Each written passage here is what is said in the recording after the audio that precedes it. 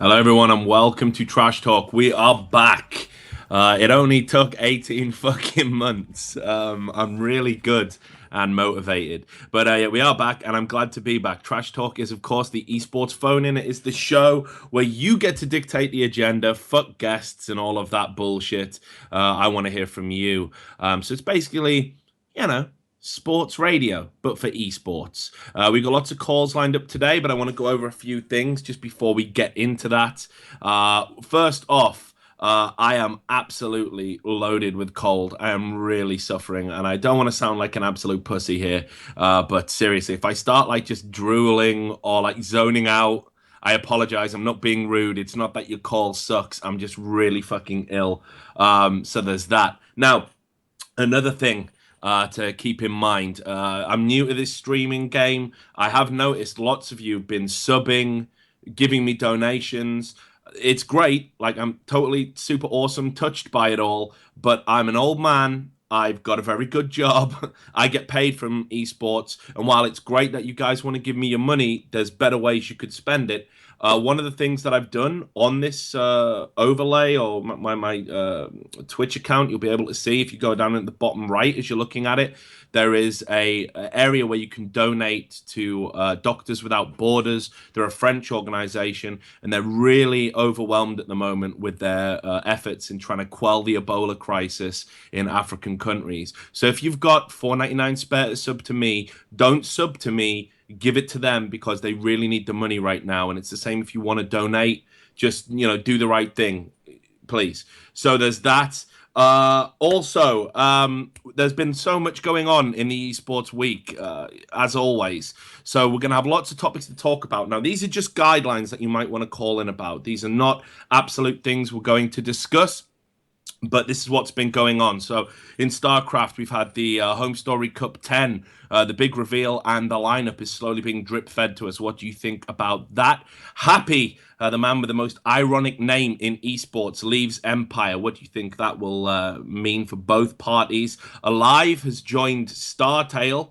Interesting pickup there, I think. And there's lots of speculation about the BlizzCon lineup. In addition to that, we've seen Heroes of the Storm get lots of front page news. Fnatic have brought in Naniwar, of all people, to play for them in their Heroes of the Storm team. And Dignitas manager Odie tweeted that a storm is coming. Now, Odie's not very good at wordplay. Anyone who's seen him in Twitch chat knows that. But I think that might mean they're picking up a Heroes of the Storm team. Just a little guess. Any speculations as to who that might be, call in, let me know. League of Legends, lots going on. And actually, we called some of this on last week's First Blood show. Amazing is out of TSM. Kind of saw that coming, I think. What do you think about his legacy? He's been a very divisive character. Dexter is out too for CLG. We definitely called that. What about him? What do you think about him? I've definitely got my own opinions on that. We've seen the great man himself, Alex Ich, playing with Impaler and company. Is that going to be a permanent move? Are they going to be able to make that team work? Or is he just keeping the wheels spinning while he looks for something better? We've got the residue of the Prolly drama. Who came out of it better, him or Complexity? You'll be able to talk to us about that. And Azingy has said on his stream he's going to be trialing for TSM. Seems a bit of a strange choice. Maybe you think differently. Call in and let us know. And then finally, in Global Offensive, one of the most hilarious fucking things I have ever seen in my many years as an esports journalist. Emilio, VAC banned mid-game at the Fragbite Masters, and he's still protesting his innocence. If you've got something you want to say about that, please call in. Copenhagen Wolves have had another roster change. Denmark, they just can't stop it. They don't like to sit still for too long, those kids. They've all got ADHD. And Ninjas in Pajamas lose another game. NIP are in decline. Is it the end of an era? So loads to talk about. First thing I want to do before we go, our first call is introduce our new producer, the man who replaces the mighty Gareth. It is Sam. Sam, can you say hello to everyone who's watching? Hey everyone, hi. Now, Sam's from Wales, and we're not used to interacting with lots of people in social situations. I can testify to that. So hopefully he'll come through it well, but be gentle. It's his first time doing trash talk, but it's great to have you on board. So, Sam, what have we got lined up for the first call? Jonathan McDaniel wants to talk about league roster changes and how he thinks Reddit is a big reason behind people leaving. Interesting. Okay. So, what was that? Jonathan, did you say his name Yeah, was? Jonathan McDaniel. All right, Jonathan. Jonathan, we're going to bring you live. Can you hear me? Hello, Jonathan. Hello? Here he There he is. Hello, is. Jonathan. Can you hear me all right? Yeah, I can hear you. Awesome. Well, you're on air. You're on Trash Talk. Tell me all about Awesome. it, brother. Okay, so I'm actually the guy that just wrote an article for Think Piece. All right, cool. Nice to talk to you. Yeah, and I've been just listening to all the craziness on Reddit and trying to almost avoid it to a certain extent because the comment sections are just so brutal, Hmm. especially with all this amazing stuff. Okay, so you said that you think Reddit is a big factor in players leaving teams. Why is that? Well, I mean, there's only so much people can take. Like, we can all just look back to the famous Nien incident where, after a whole split of being constantly trash talked by Reddit, he just finally threw in the towel and said, "I'm done." Hmm. And I think it's going to happen again eventually. And it's especially with Amazing leaving. I've seen at least three or four threads that have gotten to top 50, and they're just completely devised, like just completely split on the issue. We've got one camp saying that was never good, one camp saying that he's a god, and no one knows anymore. Well, look. So here's an interesting thing. I've got my own thoughts about this. Now, the whole Nien incident. I mean, I'm a big believer in that. If you're in the public eye, you are going to get slings and arrows thrown at you. You know, it's certainly been true to me for 10 years, and literally some slings and arrows thrown at me. You know, it can get hairy at times. But players, especially, like you have to understand that when you're representing a team and organization that monetizes its fan base and also monetizes its success, you've got to be either an incredibly great, outgoing, superhuman personality that everybody warms to, and in which case you can get away with being shit, or you need to be absolutely amazing at the game and carry your team to victory, and then in which case your personality doesn't matter.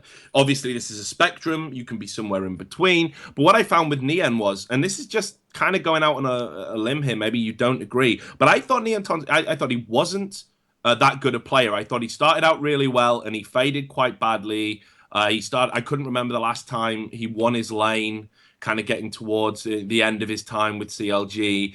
And he wasn't particularly outgoing in social media. He didn't really come across as a very easy person, a very easy person to get to know or relate to. And when you combine those both things, I think your position as a player is kind of untenable. Now, it's interesting to me that he turned around and said, you know, a big part of the reason was because of the pressure that he was getting, and he cited, you know, some real life stuff, which I don't think anyone really believed was relevant. But I don't know. I think it almost feels that that's a convenient excuse. But I don't know if you agree with that or disagree. Well, I mean, in terms of the way he left the team and the kind of secondary excuse of, oh, the Reddit community was so bad to me, that's why I left. I think that was definitely, you're right, a bit of a convenience for him. Hmm. But as a player, he basically had the exact same thing that every other CLG recruit tends to have. They pick some random guy who may or may not even play the position they're recruiting him for. He plays okay at the start when everyone's, got the gusto of being fresh hires and they're all good to go. And then all of a sudden, everyone kind of, the steam starts to go away. They start to slow down. And like, look at CLG at playoffs.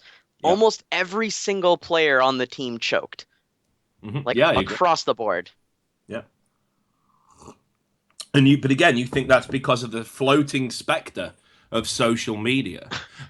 I mean, because I don't know, that just feels like you can't blame the same thing that you leverage for money, for popularity, for whatever, as being this entirely negative influence. I see lots of players do this. They say things like, "Oh, well, maybe we won't do any more AMAs because you said we're shit at the game," and it's like, "All right, fucking don't then."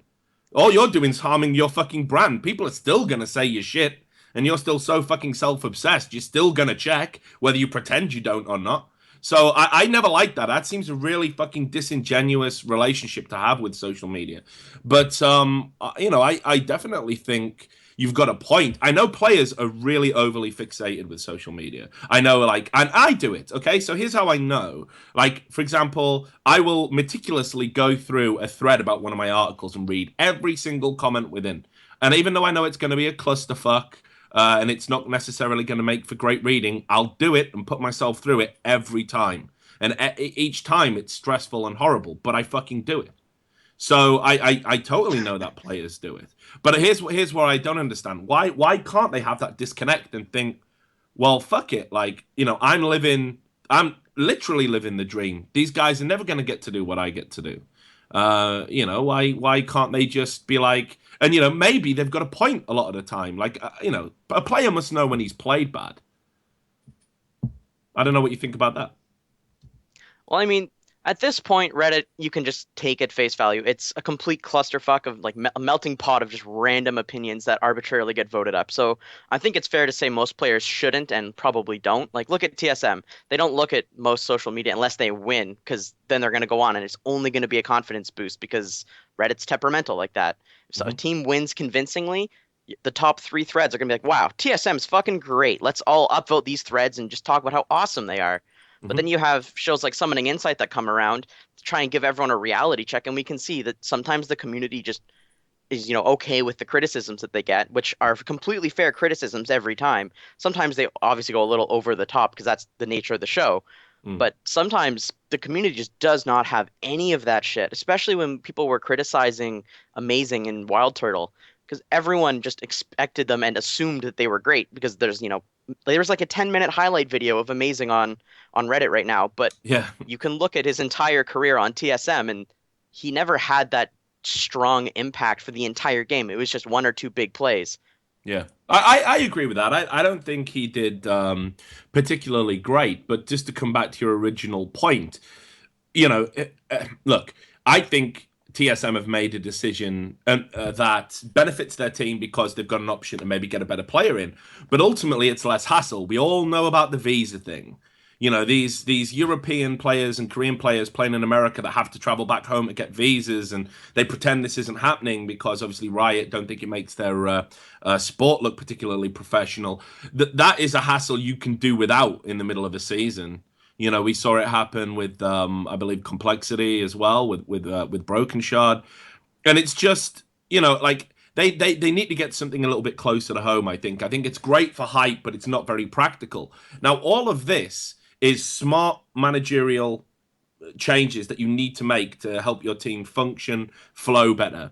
So again, if anyone's trying to imply that Reddit drove the players out, I'm not necessarily inclined to agree with that.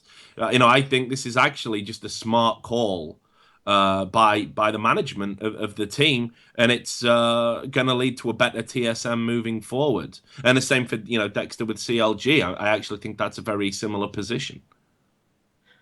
Well, I mean, both teams could really go for a whole roster gutting, especially CLG. Like, that entire team is just composed of star names and faces that have clearly shown that they're not up to snuff, like, at all. Doublelift has been completely inconsistent for years now, and he's still there because he's the face of CLG at this point. Yeah, well, look, again, we're definitely deviating away from your original point here, but I think since it's trash talk and this is an opportunity to do some trash talk, we shouldn't shy away from it. So I've met Doublelift, I think a couple of times. He seems a really great guy. Definitely enjoyed doing an interview with him. Lots to say, very open in his opinions, which is great for somebody like me because they're the kind of personalities I generally tend to gravitate towards. And he's a huge name in League of Legends. He's really helped put League of Legends on the map as an esport, no doubt about that.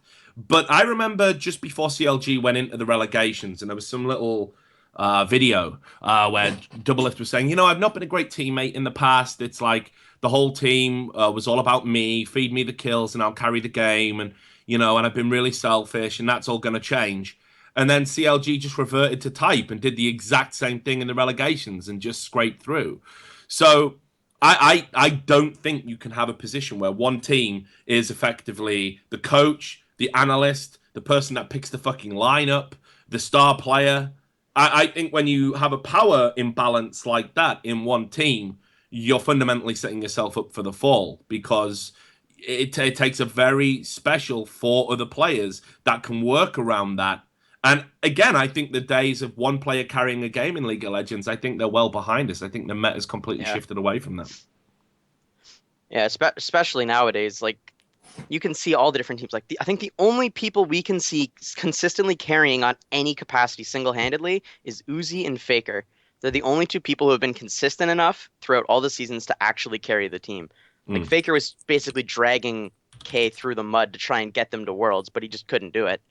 And mm. that's, arguably one of the best players. I think the biggest issue nowadays is that when you look at Reddit, you see all these different opinions, thrown in a melting pot, like we said, but nothing really good ever comes of it. Like we can look right now. There's that super team in EU that's being forged right now, where it's I think Impaler, Alex Ich, Kasing, and a couple other names and face. I think Kevin was in there, Mhm. and that team is, on paper, everyone's like, oh man, look at all these great star players from the LCS. But Alex Ich has basically been stuck in the NIP black hole of doom, where no success can ever happen because it's No. it's just cursed.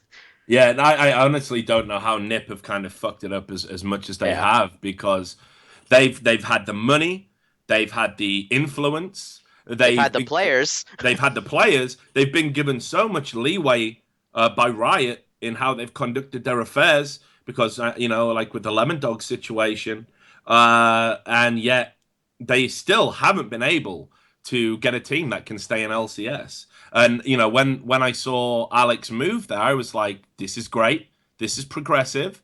But there was always this sort of looming shade over the team about are Nuke Duck and Miffy going to be able to control themselves in solo queue because they were already on Riot's fucking radar for being Yeah. toxic. So yeah, I definitely agree with that as well.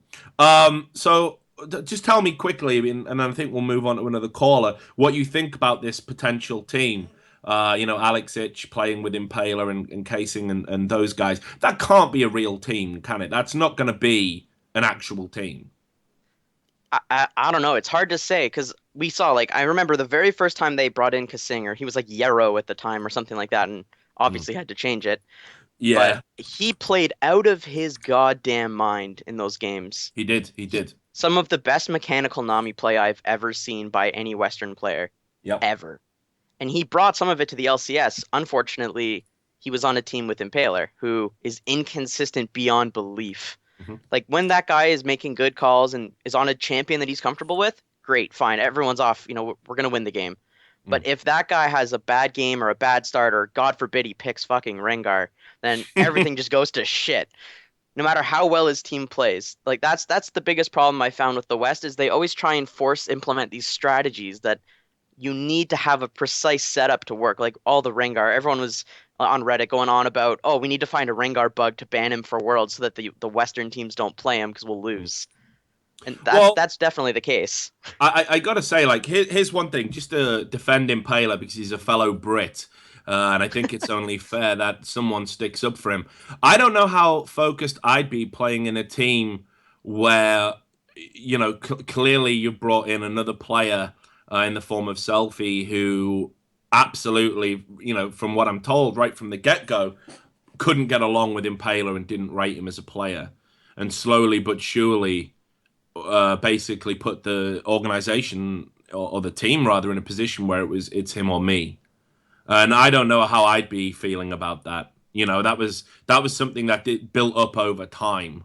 It wasn't just an overnight thing, and it got to the position where it got to where Impaler was kind of forced out. I agree. I think he's definitely been inconsistent in the past as well. But what I will say is he's a model fucking pro.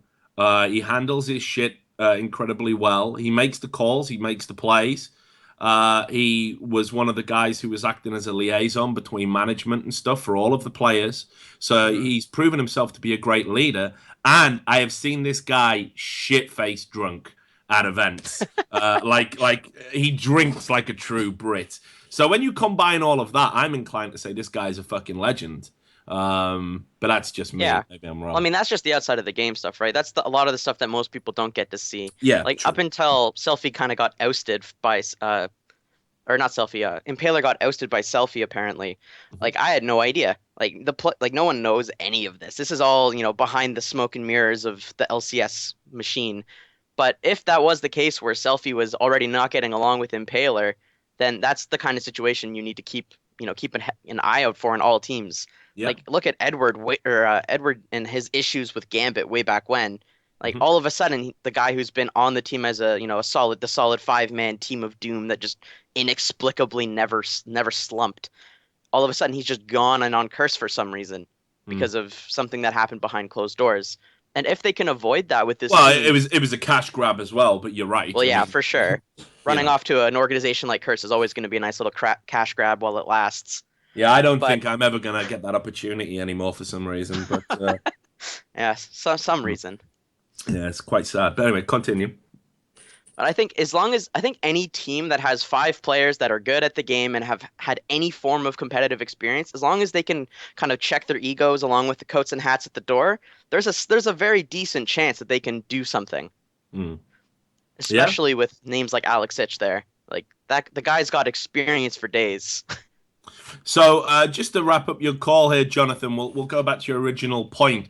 Do you think the answer here is that everybody on Reddit actually needs to be, mindful of the fact that, you could have a serious impact on a player's career if you fucking flame them to shit, that you do have the potential to drive, players out of the game? Or do you think players really need to fucking start handling their shit a lot better and just, blocking out the criticism and perhaps understanding that if you're being criticized for being bad, maybe there's a kernel of truth in it?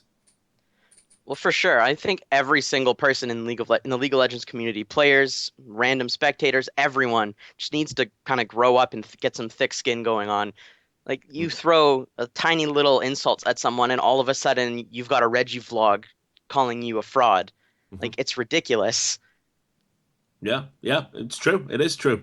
Well, look, dude, it's been great to hear from you. Great first call for the return of the show, Jonathan. You're an incredibly well-spoken young man. Try not to read the Twitch chat either, Oh yeah, I know. because It's been a fun experience reading that. no, it's one of the reasons why I'm always worried about callers that come on because I did notice that somebody said they wanted to punch you in the face because Well, of I your do have a voice. very punchable voice. That's extremely true. Is that what you And I'm think? well I could listen to you. I think you should have my job. I really like your voice. So, but anyway, look, it's been great to talk to you. I hope you call in again sometime, Jonathan. And thanks for for all sure. your points. Have a good evening. Yeah, you too. Take care. Laters. So there you go. That was Jonathan. Thank you, LND TV. The first caller was indeed a fucking boss and made several points. We'll try and encapsulate them. I think the first and major talking point is the relationship between Reddit and player rosters. Is Reddit actually driving players out of the spotlight and into other teams where it's actually kind of less hassle and whatnot to cope with? He made a point about CLG.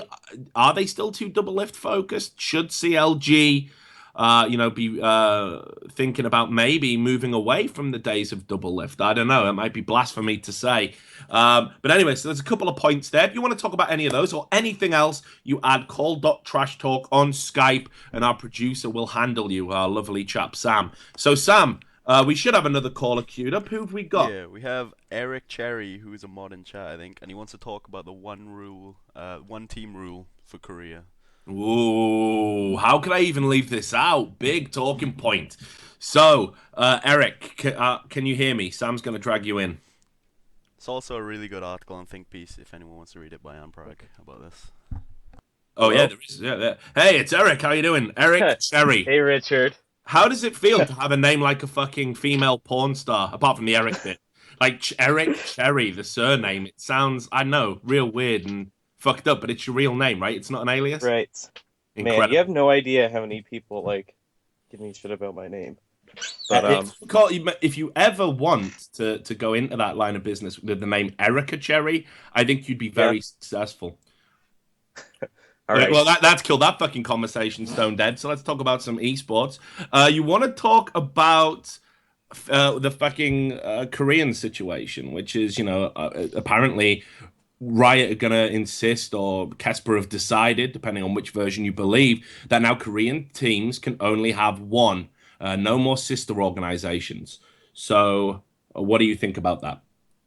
I remember Monty posted on Twitter a while back about this, and I think I really agree with this point that, the fact that teams like, I don't know, MKZ and stuff are still around just shows that there aren't like lots of investors who really want to break into the scene. And I think it'll overall hurt the scene because I think teams like Samsung, who have all this like money they can dump in the scene, the fact that they can have teams means that I think a lot of players are probably going to retire. Because if you're getting paid loads of money from like Samsung, why do you want to join a team like MKZ or something and get paid way less? Uh, well, look, so that's evolution, right? I mean, we don't think that's inherently a bad thing. Players have got to earn their keep. It's not enough for me, in my opinion. Like, okay, so let's look at it this way. If you're an organization that has an A team, a very clear A team, and a not quite as good B team, and then a rule comes in saying you can only have one team. I mean, first of all, I would look at the B team and be like, is there anyone in the B team I can transition into the A team to improve it? But presuming that doesn't happen, I'd just say to the B team, well, you know, it was a fun fucking ride while it lasted, but you ain't good enough. You know, if you ever get good enough, call me. we'll make room for you at the inn. But, you know, we're having our budget cut. We've got this rule. Bang, out you go. And I think, I don't necessarily think it's a bad thing that some players are going to be forced into early retirement. If you can't if you can't kind of compete at a level that's commensurate to the amount of people that's already in the scene, if you can't stay relevant, if you're an older player, then you know maybe it is time to move on or transition into another role, be it a coach or a pundit or you know, God forbid, a journalist. Do you not agree Yeah, with that? yeah, I do agree with that. And I know you mentioned a point about how like players who aren't very good anymore will probably get benched, like a lot of people on Frost. And I think it's good that a team like SKTS is no longer gonna have like easy hood and stuff. But what about like let's look at Samsung for example. They have two teams who are both very good, and if those two players like Acorn and Spirit, if they weren't, no, maybe it was Heart. If Acorn and Heart weren't going to retire, then they'd Mm. still have a top tier team that they'd have to get rid of. I Yeah. mean, I don't think there's anyone on that team or either one of those teams that needs to be forced into retirement. But I guess with like CJ Entus, you can say, all right, they're going to get rid of a lot of people on Frost because that's like the weaker of the two teams. Mm. And I get what you're saying here is, you know, yeah. So what happens to these guys that could actually compete at the highest level? Well, how it would work in the West is some aspiring organization who wants to make a big impact for themselves and a big name would pick those players up. And now, again, this is not those specific players, but players of that caliber, and they would give them a shot. They would take a roll of the dice and hope that the results and the media presence that having those players generates brings in enough sponsor money to make the investment worth their while. Now, I don't know, and you know, enough about how things work in that kind of Korean KeSPA bubble to know whether that's actually a valid kind of outcome, whether that could happen. But there must be an organization that would be willing, a brand new organization that would be willing to take a punt on having them as the core of a League of Legends team. I don't believe necessarily their career in Korea is over. You know, it's like I think there will be teams out there that can give them a home and, you know, offer them a salary. You know, what you've got to remember is like the Korean situation is so unique because they've just got a fucking embarrassment of riches. And it's very hard to fit so many great players in, even though they would, you know, take, they may not be the best in Korea by a long way, but they would take a huge dump over anything we have in the West. So, I mean, is that not possible in your opinion? Do you not think perhaps a fledgling organization might, you know, pick them up and everything will be okay? They'll have a chance to compete through the usual means and they could go on to have long and prosperous careers. Um, I could see a similar situation like with Alliance and EG happening, where a team like Samsung says, "All right, well, we don't want to give up our sister team, so you know, maybe we'll buy someone else's spot, or maybe we'll have like a different organization that's still under our brand but isn't actually our brand." Mm. Um, I Yeah, I understand, mean, look, we all know there's ways to get around it as well. I mean, we've seen that. Hopefully, Riot aren't going to allow that to happen because I'll tell you straight off the bat here, Eric. I think this is a great thing, and I appear to be in a minority. And I find that very strange. But I think the move to a single team for an organization is a step closer to competitive integrity. It's going to remove all the potential for match fixing and all those allegations. It's going to streamline the scene, make it easy to understand and follow. And ultimately, there is this, and this is the tiniest element of it that we've already talked about. It does kind of buy into that idea of survival of the fittest. That if there's limited places, the competition gets fiercer, and therefore the overall talent required to be one of those elite players, that skill ceiling is increased. I see. All right. Do you know You sound like you anything don't about? agree. You sound like you don't agree, though. No, I I mean, agree. it's okay to disagree. That's the whole point of trash I talk. That's know. why it's called trash talk. You get to disagree I with me. understand your point about how it's gonna have like survival of the fittest, but I remember Thorin also made this point about how if you weren't allowed to have two teams and teams like, like Blaze and stuff never would have came about, or SKTK. What do you think Yeah, about that?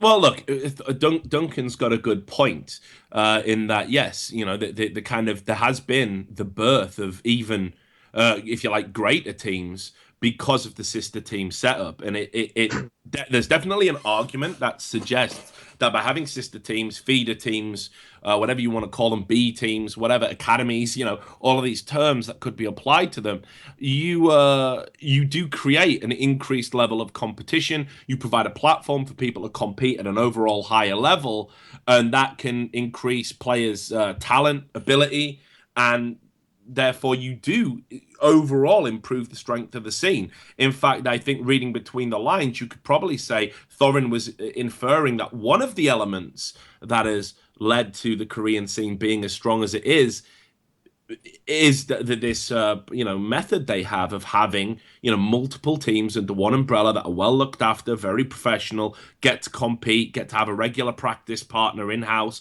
of a similar skill level, and it's all handled very professionally. And there's no right or wrong with this particular instance. The one thing I always want to move away from is binary thinking. It's not a one or a zero. Or if you Bender from Futurama or a two, there's a definite gray area here where it's not necessarily right or wrong. But for me, the most important thing for League of Legends as an esport is that it's got to have this element of competitive integrity, and you can't have two teams owned, controlled by the same corporate interests competing in the same league.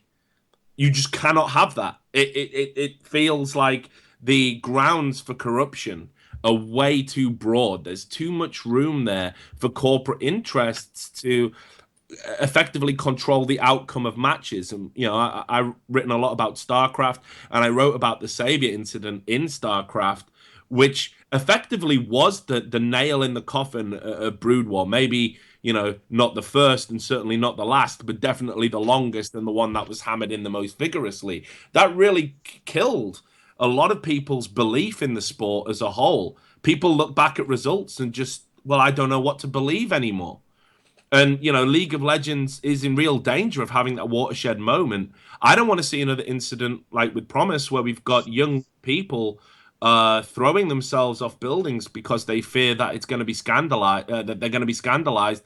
And on top of that, I don't want to see situations where I'm looking at a game and thinking, oh, Samsung White's played Samsung Blue. Samsung Blue thinks Samsung White have a better chance of winning the finals, so Samsung Blue roll over. Whether they do or not's irrelevant. I shouldn't be able to think that. There shouldn't be enough there that has any credence whatsoever.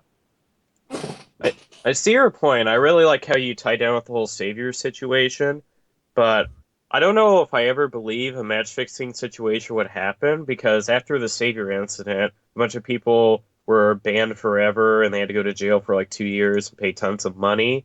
So Yep. I don't feel like something like that would ever happen, especially because it's looked at to be like so shameful by the Korean community. Well, look, here's how I would counter that point, Eric. I would simply say, the death penalty has existed in Texas for a long, long time. People still get Yeah. murdered. It's the idea that punishment is a deterrent. It's not entirely true because no one ever thinks they're going to get caught. Good And point. match fixing You know, look, I put it this way: if Dota can have match fixing where people are, throwing games for like the paltry sum of $322 and effectively surrendering their entire career as a result of it, then where the stakes are higher in a scene that's as clandestine as Korea. And let's not forget, Riot Games are a Western well, they're obviously owned by Tencent Holdings, but they're still a Western company. And KeSPA and Korea are very insular. They've become more open recently. But the idea that the West is going to influence how Koreans do things in Korea is a fiction. It's a fantasy. It's never going to be that way. We will maybe work towards having a better working relationship, a better channel of communication.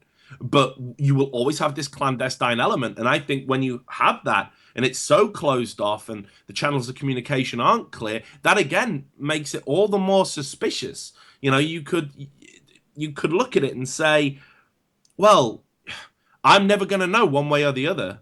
Around the Savior thing, lots of people didn't necessarily want that to go public. People were still actively trying to cover that up because they knew the catastrophic repercussions it would have. So who's to say there hasn't already been match fixing in Korean League of Legends that none of us will ever know about? We will only ever be able to say, well, two sister teams from the same organization played each other and the result didn't go the way I thought it was going to go, but actually went the way that was best overall for both parties.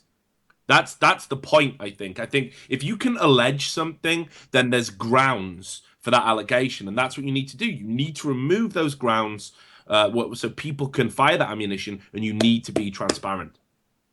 Great point. I also wanted to try and maybe get one or two more points in. I know so- you know about KeSPA salaries, right? I do. Do you think? Well, all right. I won't ask you to give specifics because I doubt you could. But do you think new teams can That sounds like rival reverse psychology. I probably could. I don't know how professional it would be. But yeah. So do you that's cool. think teams like, let's say, new teams like MKZ or something, are they going to be able to rival what Samsung's paying their players or SKT? I mean, again, I don't know the specifics of their particular finances, but what I do know is that the way that it seems to work within KeSPA organizations is that I think the salaries are kind of an open secret, if you like, amongst each other. I don't necessarily think people are out to throw lots of money at the players to such a degree that it would make everybody else in that particular group feel inferior. So if you follow what I'm saying, I Yeah. think they basically. I'm not saying they operate like a cartel, but I think they operate in a way so it's like, look, the threshold is always going to be this, and the minimum's always going to be this. And if you go above and beyond that, you're actually harming all of us collectively, because you would then create this talent auction like what we have in the West.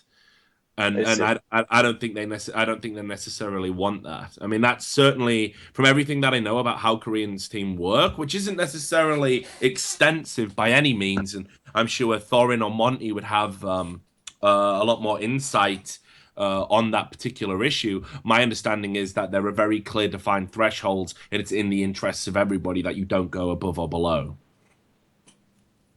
I want to ask this. So Flash said he made like 200,000 a year while he was in his Brood War era. Do any of the players make anywhere near that in League? Well, I mean, my understanding is that just from numbers that I've heard bandied around, it's not like necessarily a fucking million miles away. I mean, like to put it in context, okay, this has never been made public. I don't really know if I should say it, but take the Azubu deal for KeSPA. The Azubu deal for KeSPA was for 6 months to basically have the rights to stream League of Legends players. Was, I won't say the specific amount, but it was multiple hundreds of thousands of dollars for 6 months to have the rights. I totally believe that because I remember the KeSPA teams, even in StarCraft, they were saying we never want our players to stream. No, but I mean per month. Oh, Yeah, per month. wow. So Azubu were paying per month multiple hundreds of thousands of dollars per month to have the rights, and they agreed a 6 month deal, which is in excess of $1 million. That that's about what I was thinking it would Mm. probably be.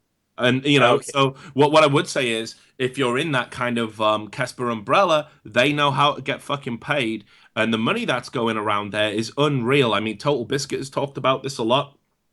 Um, about how the money in the kind of KeSPA circle is absolutely phenomenal, the KeSPA salaries. And this is the thing, we're starting to see this interesting division now. You will have noticed, especially in StarCraft, there's lots of former KeSPA players that want to get out of the term that we all talk about in esports called the KeSPA handcuffs. I don't know if you've heard of this. Yeah, I have. Yeah, okay, cool. So you know what I'm talking about. So the KeSPA handcuffs, for those that are watching, who don't know what I'm talking about, it's basically that when you work for KeSPA, it's very fucking well regimented. If you're a player or a team, everyone is strict disciplinarians. Everything's run in such a very authoritative, totalitarian manner. And players that have had experience of traveling to the West and seeing how we do things, they're like, well, we want a bit more freedom, and we don't care if we lose money to have that freedom and fun and whatnot. So Well, we're it's starting to kind of, see a trend in StarCraft where players are moving away from KeSPA because that's what they want. Sorry, go on, Eric. well, I remember parting recently, like he quit Yeah, SKT and he said the money was nice. I was making so much money, but yeah, he was I making a they fortune. wouldn't let me do anything I wanted to do. I Mm. miss the interaction with the fans, and Kespa told me no every time. Yep, and this is exactly why we're starting to see this very interesting situation where we're having people want to move away from the KeSPA handcuffs, come to the West, get Western organizations, knowing they won't make as much money. But that seems to be also tempered by there is going to be some Western players heading back to KeSPA so they can capitalize and make some money. And my last point was, what do you think about the Chinese scene kind of like offering these players in OGN all this money to compete? Like, I Mm, remember Cacao and Rookie recently left KT Realster Arrows, and they mentioned how they were offered like twice as much money mm. by a Chinese team. It's tough for me to really go and be unfiltered about this situation. So all I would say is, that obviously there's a lot of money in that particular scene right now. There's a lot of financial inducements and incentives floating around for players, and players obviously feel that they can capitalize on it. But I don't think that it has the same sort of regulatory structure that KeSPA does. I would I would be worried because I think a lot of these investments and a lot of this money that's coming in, I think it comes with strings attached. And what those strings are, I don't know if I'd like to speculate, but I think what we really need is some kind of stricter regulation in what's going on in the Chinese kind of scene right now. And I definitely think we need, again, like these open channels of communication. Like we're moving towards that with KeSPA. And I think Chinese League of Legends, as we saw with some of the shadier elements of the LMQ situation, I think we really need to turn over a few fucking stones. That's my opinion. But do you think like China, do you think they're going to continue to try and buy more players from OGN?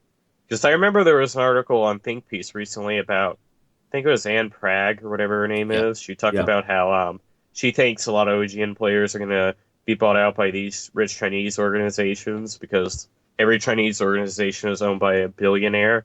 I think it's going to happen, but as I said, I think it's going to come with some very interesting strings. And look, at the end of the day, I think Koreans are gonna, like if it's like you said right at the start of your call, if you were in a position where it's like, okay, I can't get into any decent Korean organizations anymore, I'm staring retirement in the face, or I can go to China and make a fuck ton of money. Like Um, InSec, basically.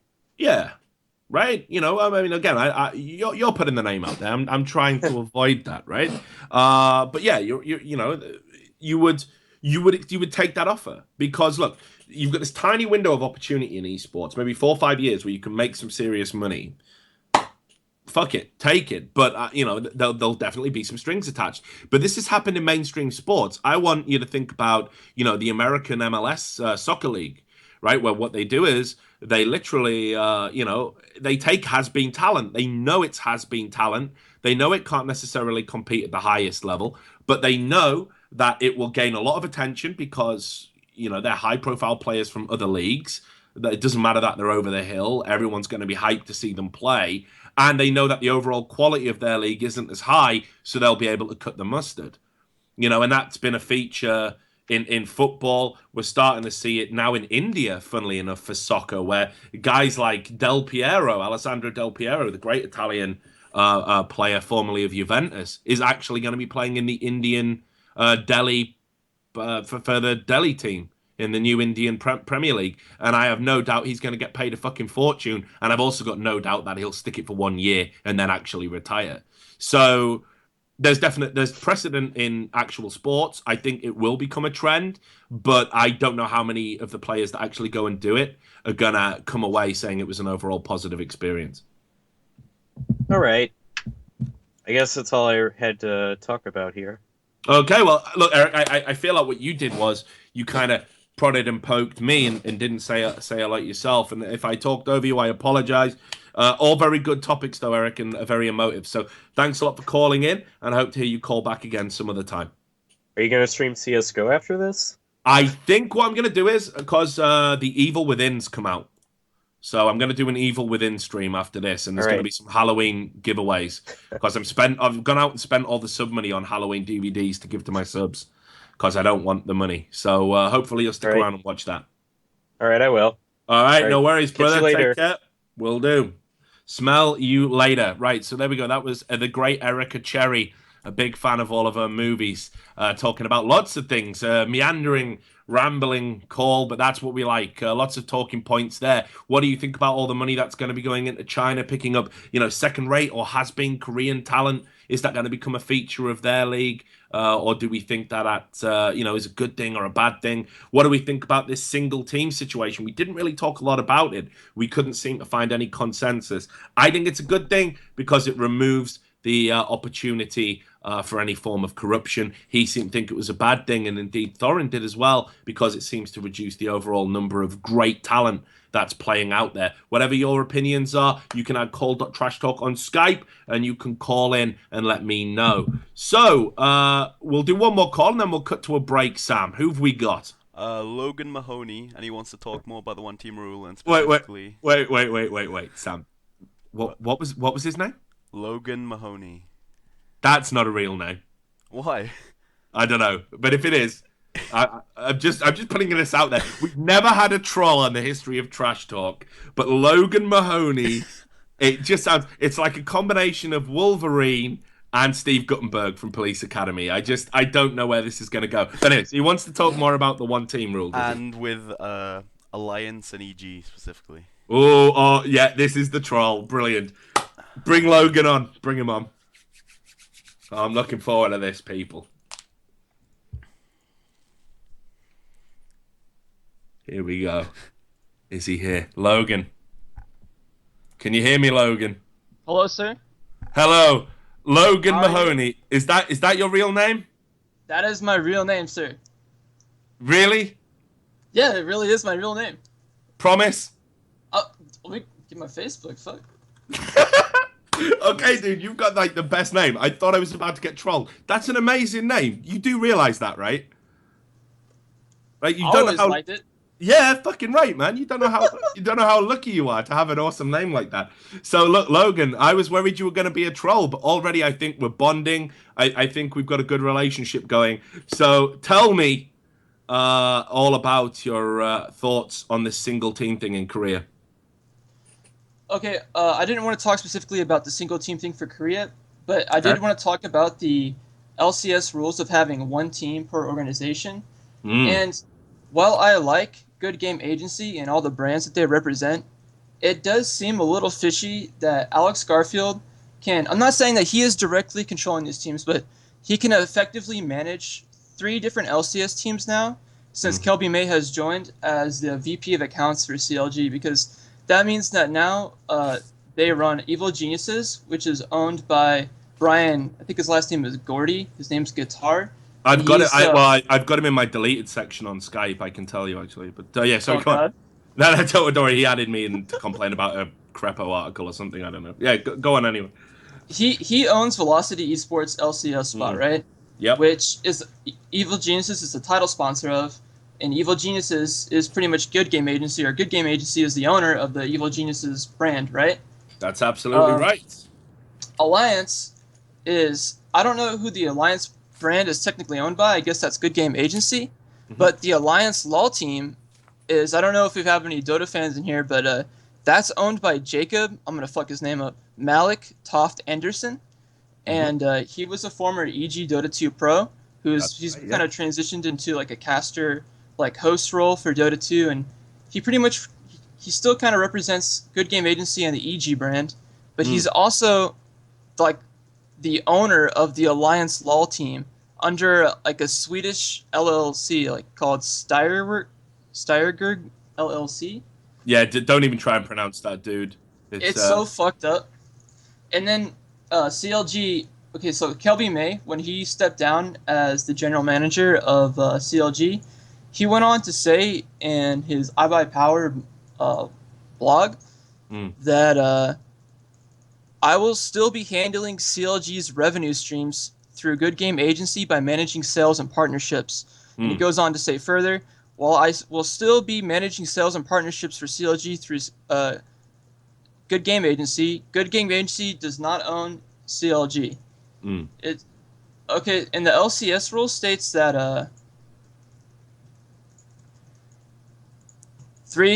Part 3 of the LCS rules as of June 6, 2014, team ownership and roster rules. Team ownership restriction.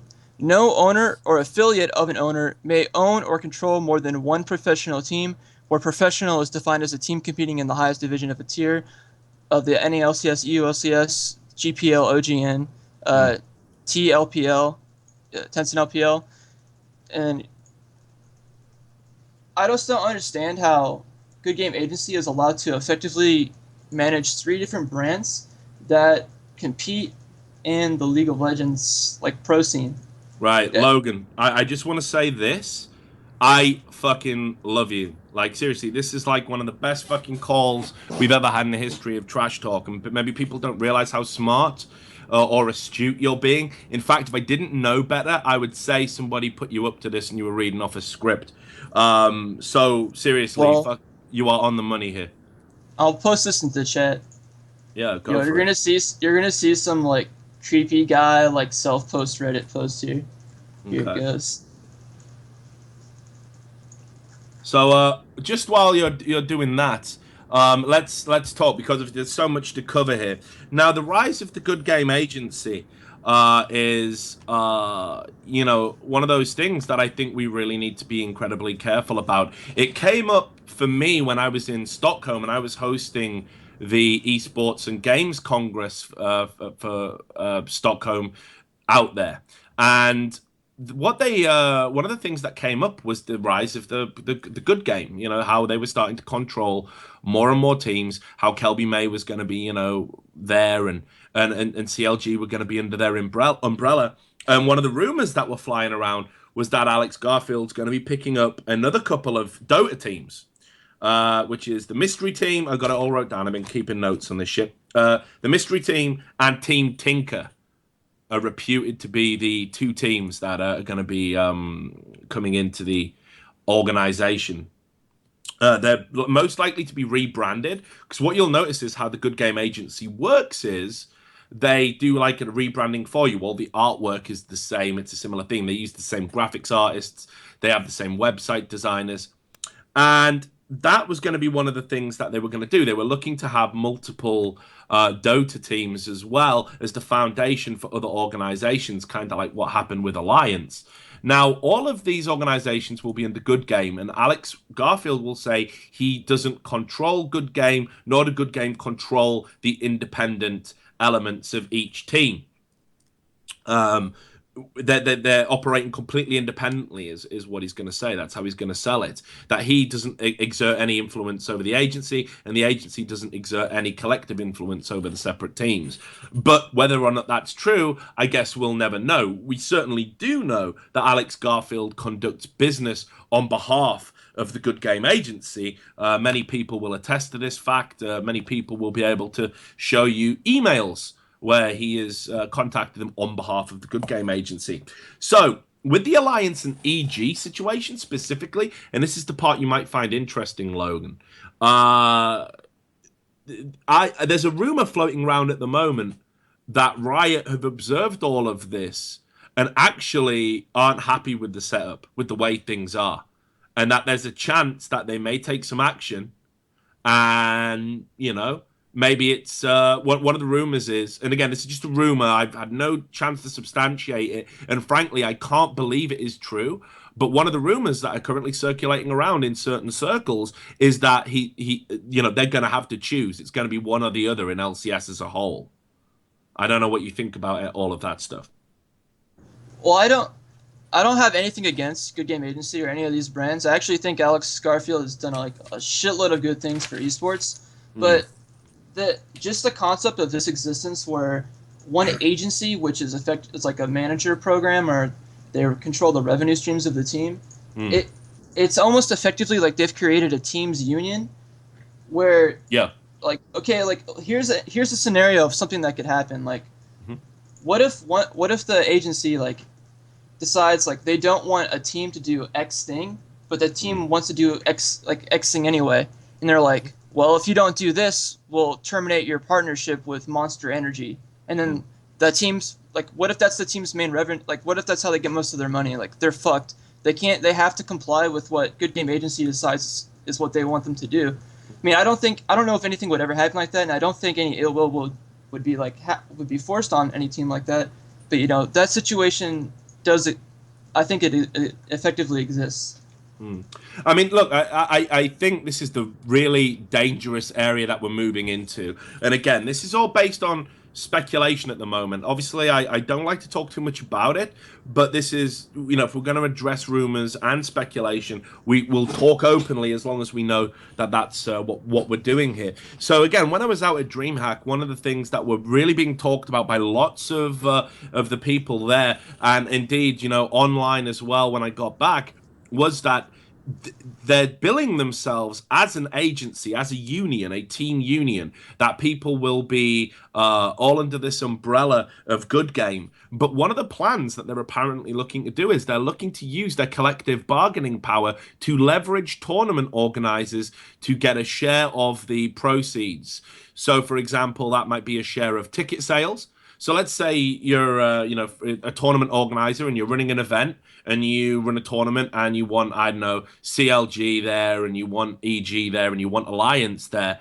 This collective organization will say, Good Game will say to that tournament organizer, we're not coming unless we get X% of the ticket revenue, and the same for streaming revenue. And the idea is that they're going to use their kind of prominence amongst the fans to leverage tournament organizers to basically incentivize their attendance beyond the usual, prize money, etc. And a lot of people had some real concerns about this because esports isn't ready for that yet. I mean, tournament organizers are getting shafted anyway. Like, people who run tournaments, they don't make a lot of profit from that. You make profit from other things. It's never the tournaments. It's like bands, they don't make money from CD sales, they make it from touring. And it's the same with these tournament organizers. They don't make the money from hosting these big grandiose spectacles. That's not where the money is. It's in the peripheral stuff around that. So a lot of people had some very valid concerns, but on the one hand, if it was anyone else and any other group putting together a players union or a team union, I think I'd be like, yeah, this is great. This is a huge step forward. But doing it to kind of leverage extra money for a very few elite people, that doesn't feel like a union to me. A union is about the democratization of opportunity. It kind of feels like a power conglomerate where people they're gonna try to get as much as they can for themselves. And I'm not saying they're gonna try to fuck other people over, but when you're out for yourself, that's effectively what you do to other people, is kind of screw them over. Yeah. Going back to what Go you said. Going back to what you said about the Riot thing with them making them choose like one brand or the other, that's kind of interesting because I think On Gamers had an interview with Liquid122 from Curse a while ago, and he said in a public statement, I can't get the quote exact, but something like he believes that the situation between Evil Geniuses and Alliance wouldn't be allowed to exist next year as it does now, and that's interesting because he made that statement, and then Good Game Agency went ahead and brought on Kelby May, and Kelby May made those public statements that he's still going to be handling the revenue streams and the partnerships for CLG. It seems like, on one hand, Good Game Agency is expanding and growing, while like there seems to be discussions elsewhere, especially with Curse and Riot, that it's not going to be able to exist anymore. And it's also interesting because Liquid122 said he's forced to sell his team, which I don't necessarily believe. I think he probably wants to make a profit off of selling a team. But on the other hand, like I can see how St. Vicious is probably his friend, and he'd rather control his future if he could, looking out for his friends. So if Riot Games is going to let people like Alex Garfield and his organizations manage multiple brands under one umbrella corporation, I don't see why they wouldn't allow other people to do it. I don't know if other people have tried to do it and have been denied or not. See? Well, yeah, that's the kind of $1 million question. I definitely think that people have kind of tried. I mean, look, we've seen instances where we like Curse are a prime example where look, you've got to sell the team. You can't have that and say Curse Academy would have qualified through this NA expansion tournament. There's no way that's going to be allowed to stand. Riot have made that very clear. We've also saw with the Lemon Dogs and Nip situation how they put their foot down and said no, that's not going ahead. That's too transparently corrupt. I think EG and Alliance were given a state of grace because they were in separate regions. They are very professional in the way they handle their business. I think Riot would much rather deal with 10 EGs all controlled in the same way in one region and 10 alliances all controlled in the same way in one region, if you could have a legitimate sport and do that. Because you've seen all these organizations that come into the league and it's just a clusterfuck, just kids playing it, running a bedroom organization. They do one split and then they disappear, or they do really well and then they dismantle everything, like XDG. So I know that there's a lot of value from Riot's perspective in having those two brands on board. But as the sport moves forward and it becomes less reliant on having those brands, the most important thing has to be the preservation of some very basic rules, competitive integrity, so there can be no accusations of corruption, favoritism, or cronyism. So I think the EG Alliance situation could very well come to a head. Now, that isn't to say that EG and Alliance won't both be competing next year in some capacity, but I think the power dynamic, or perhaps the management or the infrastructure, is absolutely going to have to change. Yeah, that makes sense. It just seems especially really fishy when Malik, who probably had nothing to do with League before he joined EG, it owns the Alliance League team. Like, that just seems like I could understand if like maybe Froggen owned the team, right? Like, okay, that's totally understandable. But like having Malik, like this seems like you just have like if one of your own boys. It'd be like if you came to me and were like, bro, just I need you to buy Think Piece for me. I can't own Think Piece and work for Daily Dot at the same time. Like, just handle this for me. And I don't know if you know how when Odie was managing, I forget what team he managed, but he managed a team in the CGS. And he pretty much gave all control of Team Dignitas to one of his managers, and took control of Dignitas as like a shadow puppet for all those years he was on CGS. That's kind of how it feels now. I'm not saying it's wrong, but it's just kind of shady. Yeah. Well, look, just one last point before you go, Logan, and before we cut to a break. And actually, just to interject, Valve are totally aware of this situation with the Dota teams as well, and the rise of the Good Game University. I was interviewing multiple subjects while I've been investigating this, because I think this is a very important thing that's happening well under the radar in esports. And Alex Garfield had a meeting with someone from Valve, and it explained his plans to them. And I won't name the Valve employee, but the quote was, we're going to have a serious talk about this down the road. So they're very aware about this, and I think they've got reservations as well, and no doubt Riot do as well. I think maybe this Good Game plan, it might come derailed sooner than perhaps people had anticipated, because it is actually abhorrent to a lot of people within esports. But just the final point is, this Good Game agency, what are your thoughts, Logan, on it leveraging, say if it was to, and again, this is all speculation, conjecture, rumor, all of that, but let's say it was to use its collective bargaining power to leverage tournament organizers to give a share of the profits towards teams, or they don't attend. How would you feel about that? I mean, obviously that's fucked up, because tournament organizers and admins especially work long-ass hours and put up with a lot of bullshit from teams in the community. There's a lot of egos and a lot of bullshit to deal with when you're running a tournament. And those people, a lot of times, like, low-level admins won't get paid. And they'll spend, like, 6 hours, like, on a single day, or, like maybe even, like, a 12-hour day just on one event. And, I don't know, that's fucked up. I don't know the specifics about how much organizers and tournaments are earning, but I feel like for a scene to grow, you first need your tournament organizations to be able to be, what's it called? Like, you need to be able to have a profit before you can leverage them for money. Like, yeah, you can't come shaking them down, dude. Like, you're gonna destroy your own scene. It's true, dude. Well, look, it was a great call. I definitely want to spend more time on it. I think what we should do is we should wait until more information comes to light, Logan, and then hopefully you can come back and give us another call with some more of your thoughts. Do you think you'd be able to do that? Hell yeah, dude. Awesome. Well, like I say, you are the fucking, hands down one of the best callers we've ever had, and your name absolutely kicks ass to boot. So thanks a lot, Logan, for calling in. Really appreciate it, and hope to hear you again sometime. Fuck yeah, thanks for taking my call. Peace. Peace out, brother.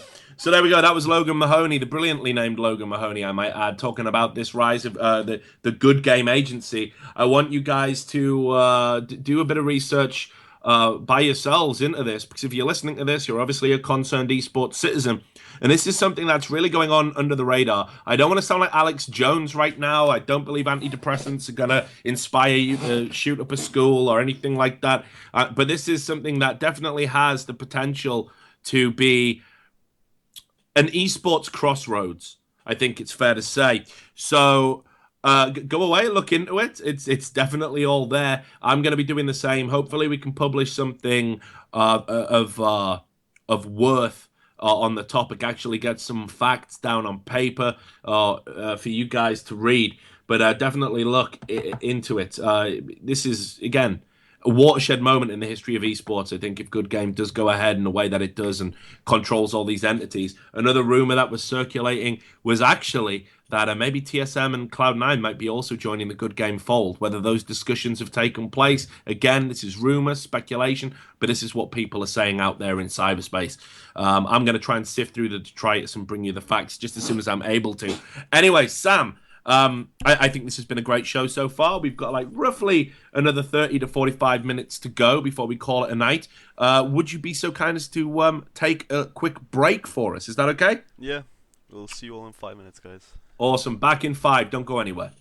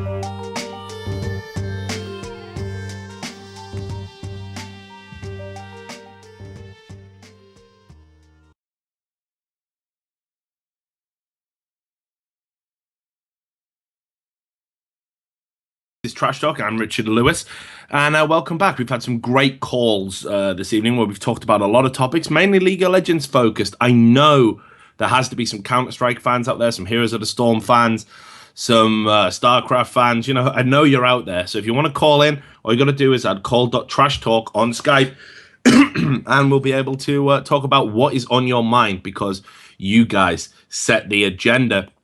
And equally as well, I noticed a few guys while we've been doing the show have been subscribing and giving money and that kind of thing. Again, as I've said at the start of the show, I'm touched, flattered, but I don't need the money. I do all right for myself. Don't let this bedroom fool you. The rest of the house is awesome. If you have got some money to spare, I'd really appreciate if you donated to Doctors Without Borders. There's a click through where you can do it. You can give a one-time donation. It would really, really help them out. They're out there in Africa right now fighting the Ebola crisis, sending doctors out there into these hazardous conditions to offer care to people suffering one of the most horrendous fates out there. So please, if you want to spare some money, spare it for that cause. That would really mean a lot to me. So we're going to go back into some calls, my young Sam. Who have we got? We have Sean Cosley, who wants to talk about region locking in WCS and how it's going to affect StarCraft viewership. I haven't talked about region locking for a while. This could be good. Okay, I'm looking forward to it. Sean, let's see. Can you hear me, Sean? Yeah, I can hear you. Awesome. Am I good? Yeah, you're great, man. Lovely deep voice. Okay. So you want to talk about region locking in WCS? This is a topic that I think maybe in past shows we've absolutely I actually hammered talked to you about this last year. Here we go. Last year during the summer, I think, your second episode. So yeah, we did actually talk about this. So the difference being, back then it was a twinkle in Blizzard's eye. We didn't know if it was going to happen or not, and now it's actually happened. And I guess you want to talk about what it means. So what are your thoughts, Sean? Well, people keep saying that it's gonna help improve viewership. It's gonna bring back the foreigner hopes, whatnot, and because WCS America is no longer going to have all those B team Koreans owning everything. WCS Europe will hopefully not have as many Koreans owning everything. I'm just wondering, do you think this is what we need to bring back StarCraft to a 2013-ish or late 2012 level of popularity? Or do you think it's something else that's not related at all to the current region locking situation? Well, just a quick little thing there, Sean. Your mic is a little bit close to your mouth, so just if you can sorry. move it away. No, don't worry about it. You still sound great. But I don't know. This seems one of these things that's almost unique to StarCraft.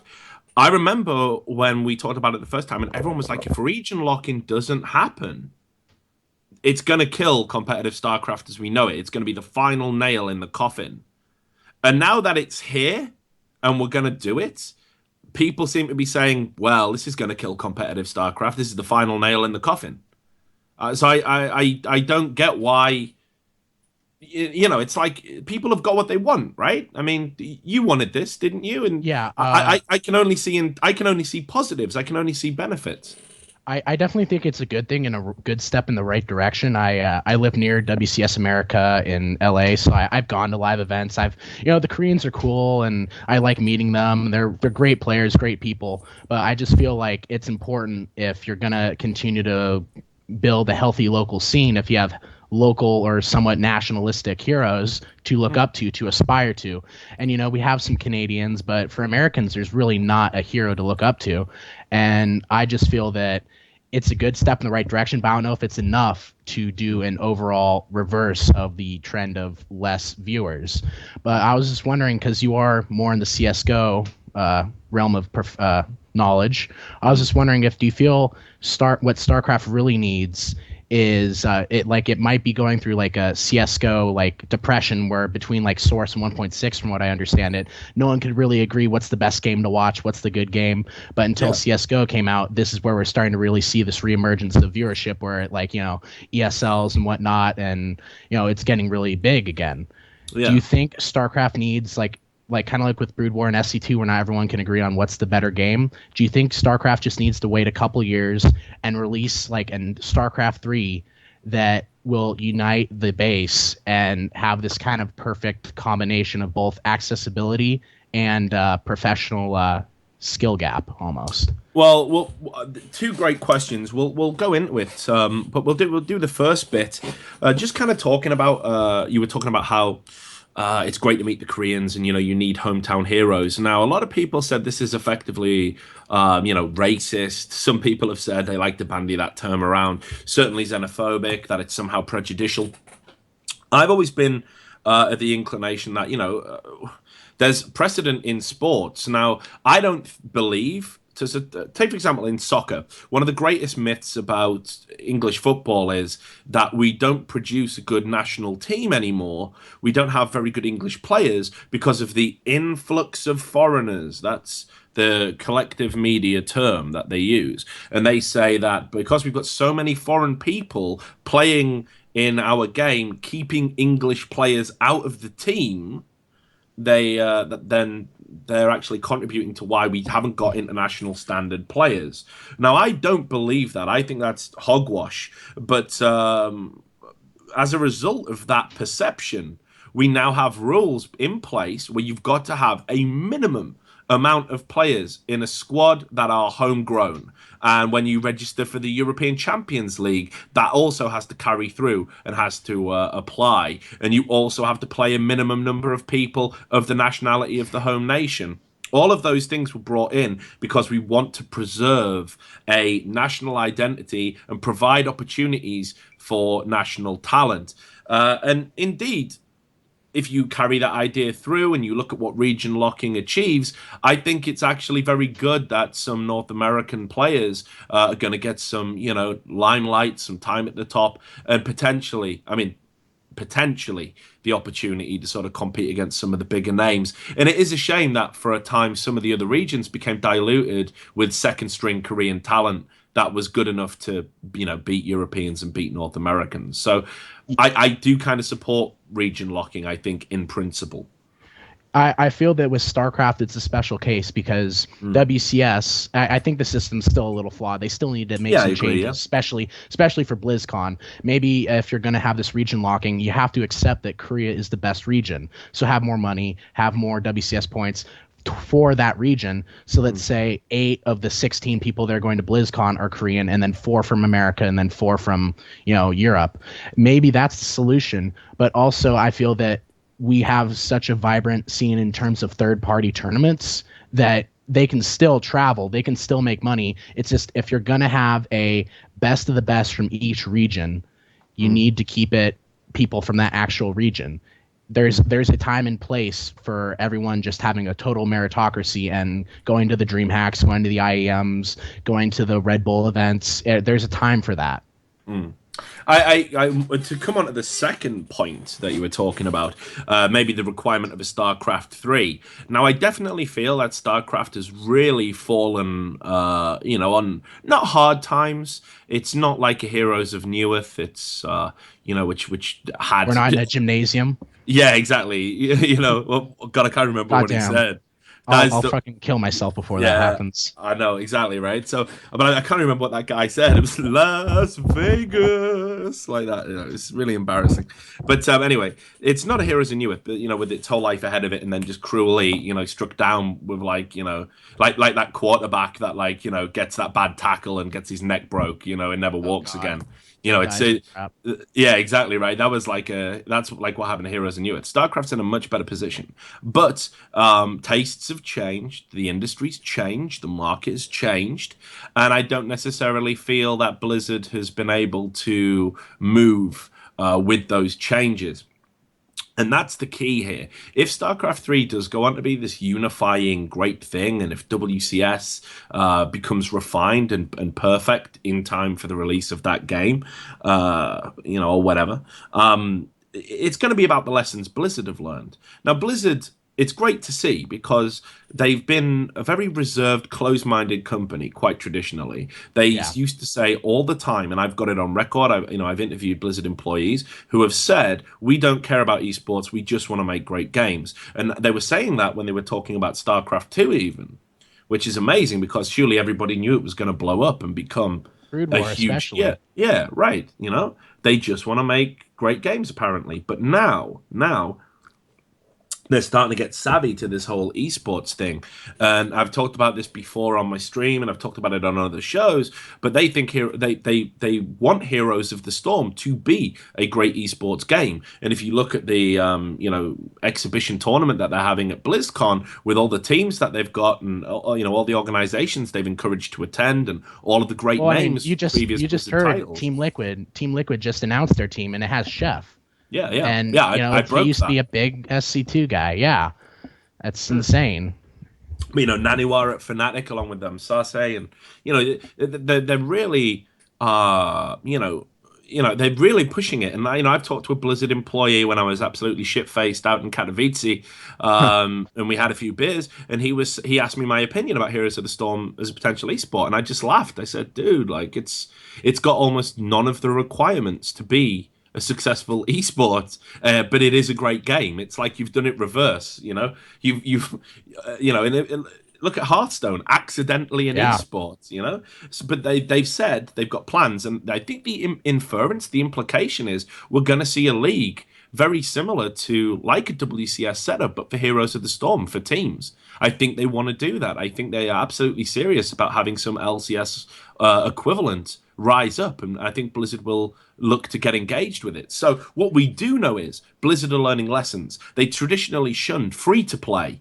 Look what they did with Hearthstone. Look what they've achieved. They went against their instincts, and they made a great fucking game and a hugely popular game, and one that, against all the odds, has gone on to be a successful esport. Now Heroes of the Storm, they're starting to warm to the idea of esports and a potentially competitive league for the MOBA title. So it's going to be about the lessons Blizzard learns. Hopefully they can come back to StarCraft. It could be for the release of Legacy of the Void, I don't know, and bring the things in that people believe that it needs to be a successful title. Microtransactions and exactly the like. that. The Hearthstone, it feels like StarCraft 2 is suffering all the bad mistakes that Blizzard has made in regards to esports, when it should be, if anything, the other way around, because you have a card game that's random chance. You have a more casual MOBA, at least it seems on the outside. Why aren't you testing things out there and then implementing it within your obviously more hardcore strategic game that has proven itself in the past to have an esports background? I mean, Korea's going nuts over it. I mean, if you just saw Pro League, the last Pro League finals, there was still a huge crowd of thousands. It was insane. I think they're taking the wrong philosophy of this, and they're making their mistakes with the wrong game. StarCraft 2 is like their punching bag, and they're just like, well, let's see what works. Yeah, and I think not intentionally they're punching bag, but it was like, I think it just came out at a time when they knew it was going to be successful. They knew they'd made a great game. I mean, seriously, it's a great fucking game. It's a great game. I'm not talking about just in terms of competition. I'm talking about the single player, the levels of polish, the storyline. It is a great fucking game, and they knew that was going to be the case. They knew it was going to be critically acclaimed. They knew it was going to fly off the shelves, and they knew that organically an esports scene was going to rise. And I think they probably didn't pay that much attention to it all because they just felt it was just going to slot in to an existing infrastructure and just transition and replace Brood War. I think that's literally how they envisioned it happening. And of course, history, points to the fact that it didn't go down like that. It was very different. But I don't think it was ever intentionally a punching bag. Like I don't think it was like they were like, oh, fuck StarCraft or anything. Yeah, fuck those guys. Yeah, but I literally think it just so happened to be almost like the Petri dish where the great ideas grew. And they started, they could identify a need for that game, but they couldn't apply it to that game. It was too late. So they are now going to apply it to all the other games and titles that they make. And that's great. That's not great for StarCraft 2, but let's be fucking honest. StarCraft as a concept, as a title, as a discipline, it's not going anywhere. No chance. Not in esports. That game will never die. It is the definitive competitive RTS. In my opinion, it's the definitive 1v1 game. I mean, you know, as big a fan as you might be of a jeweler like Quake, there's nothing that requires so much mental acuity and physical ability, your dexterousness, your reactions, you know, quickness of thought. There is no other game that takes all of those things and puts it into a 1v1 environment like StarCraft does. And because of that, it is uniquely positioned to always remain a top-tier esport. And I think when Blizzard revisit, I think it's got a very good future. Now, do you think in terms of, because you were talking about game organizations like Good Game Network or whatever they were called, the Good Game Agency and Riot and whatnot, do you think what Blizzard has to do is become, like, in terms of organization for a future StarCraft title, do you think Blizzard has to almost become like a Riot, or do you think that there has to be almost like a team union that coordinates with, like, other third-party tournaments like DreamHack, like IEM, like Red Bull, or any other new ones, so that players are, or at least there's some sort of direction for the scene as a whole? I mean, it's a hugely difficult question, Sean, and it's a hugely divisive issue. And I don't even know which way I go. I think it's one of those things I can wake up some days and be, you know, one way and then think about it and then go completely the other the next day. Now, we actually talked about this. It came up in the Stockholm esports and game conference at DreamHack Stockholm, which I chaired. And this was one of the questions that kind of came up right at the end of our final debate. And it was, you know, how do we create a good competitive game with a solid foundation and also have like an ombudsman, a regulatory body, if you will, that ensure that everybody that partakes in it and profits from it behave to a certain standard? And we were all over the fucking place, frankly. We couldn't decide whether it was a player union, because then who runs the union and who says that the person running the union actually does have everyone's interests at heart. I think Thorin was on that panel, and he made the point of I'm trying to remember what the quote was. It was a brilliant quote. It was basically, he said something along the lines of a debate about who should run esports is three wolves and a sheep deciding what you should have for dinner. And he said that, you know, maybe we should have the journalists run it, like you and Thorn. No. But again, you know, we're obviously agenda driven, if you believe Reddit. So, but it's true. What he was saying was, if you had the organizations running a union like that, then those organizations that run it would do what was best for those organizations and solely those organizations. You know, a la the G7. So then we said, well, why don't we have the publishers run it? And okay, so let's have the publishers run it. But we've seen from Riot that is fraught with peril and problems and bias, and I don't think anyone's particularly satisfied with the way Riot have particularly run things, you know, with inconsistent decisions and certain teams having been singled out and harshly treated, while other organizations seem to get away with things that there's already precedent for in the rules that they shouldn't be allowed to do so. So I think it's a very difficult topic, and I don't really know. What I do know is this: I would love to see Blizzard actually create like a serious esports division, and you know, have people there that actually control the games, get involved in esports matters. So, for example, you know, we see lots of Korean players that have been treated very harshly by both Korean and Western organizations, owed money, things like that.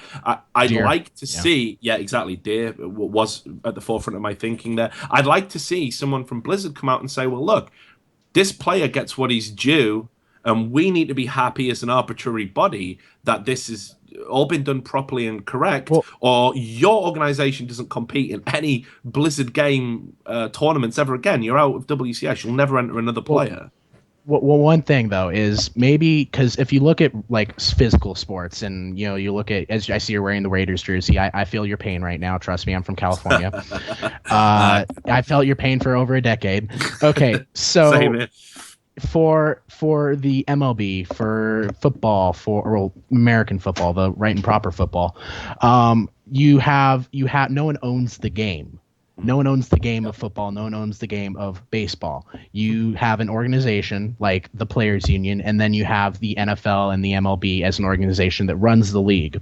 Do you think there needs to be do you think maybe a separation of powers almost, a structure of a Players Union where I don't know the specifics of how they elect the leadership, but they have that kind of balances out the power that a Blizzard company that might act like Riot would, so that those two can say, hey, you're not playing my player, you get none of the players in our union to play at your tournaments, and then the other side can say, hey, this guy was, had misconduct, he's not allowed to play at a tournament. They can kind of work together to find a middle ground that might be able to move the scene forward as a whole.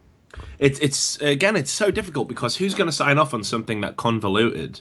Like, if you're Blizzard and it's your game and you can rule with an iron fist and pretty much do what you want, why would you want to necessarily get other people involved? If you've got a clear idea about how you want to do things and what is right and what is wrong, why involve anybody else? Ultimately, it's well, like it'd be the players who would have to kind of take the reins of that. They, no one just let people unionize. They didn't want that. Businesses didn't want that. They kind of had to force them to accept it.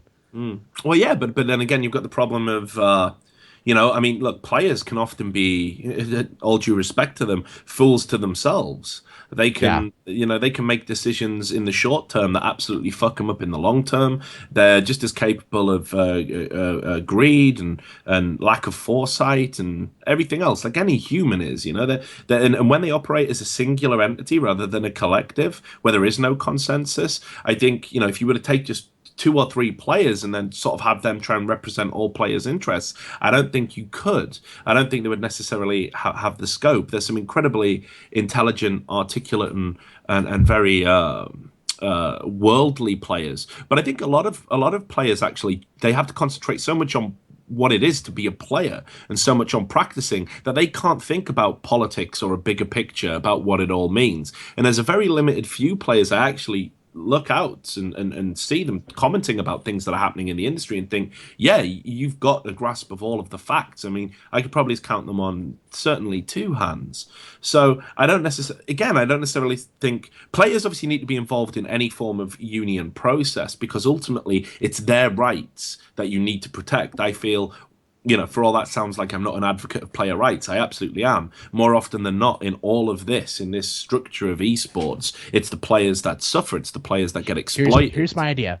We get our favorite talker, Mr. Jeff in Control Robinson, to go and be the representative and basically tell Blizzard to fuck off when they do something stupid, and everyone just agrees with him, because no matter what they say, he'll just out-talk them and out-lawyer them, and they'll feel bad and give him money and players money. It's funny because Jeff is a great candidate for this exact sort of role. I can imagine him being a player who's like, he's still a great player, but he was there, but now he's more of a spokesperson. I mean, yeah, but this is, again, I've talked about this with Jeff a lot. I almost wish he could sort of. The problem I think you've got is, and this is exactly what we talked about again at our panel. No player is going to kind of. Okay, so to be fair and impartial, you cannot be affiliated with any other team or organization. You need to be a figurehead, preferably elected, but let's presume elections can't happen. And instead what we do is we all just, have a show of hands. Are we all right with Jeff? Yeah, cool.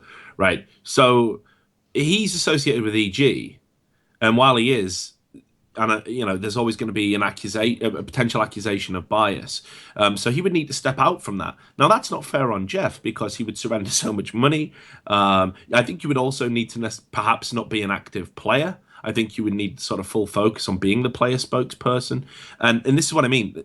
Who's going to do that? Like we talked about it in the panel where we said, which player is going to organize a player strike to get better playing conditions in a league or for an organization or for all organizations, when again you've got this 4 or 5 year window of opportunity to make your money, and then you're done, and let's say you spend 1 year of it on strike to get better rights. Who's going to sign up to that?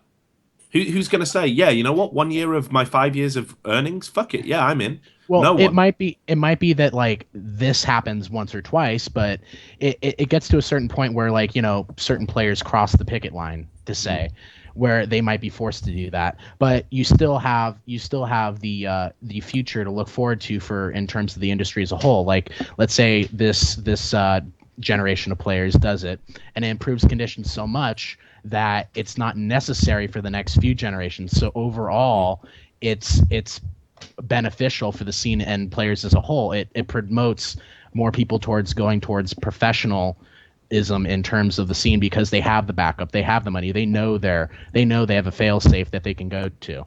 I mean, I think you're right. I definitely agree, and I would like to see something like that. But again, I think this fundamental issue, like the first thing we need is an organization, and this is the problem. Before we get to a spokesperson, before we get to the mechanics of how would we have player organization and publisher talks, what we need first and foremost is an organization that operates completely independent of all of these bodies, yet somehow has a revenue stream that is non-contradictory to their role as an independent arbitrary body. So i.e. it can't come from sponsors, which is especially difficult in this particular industry.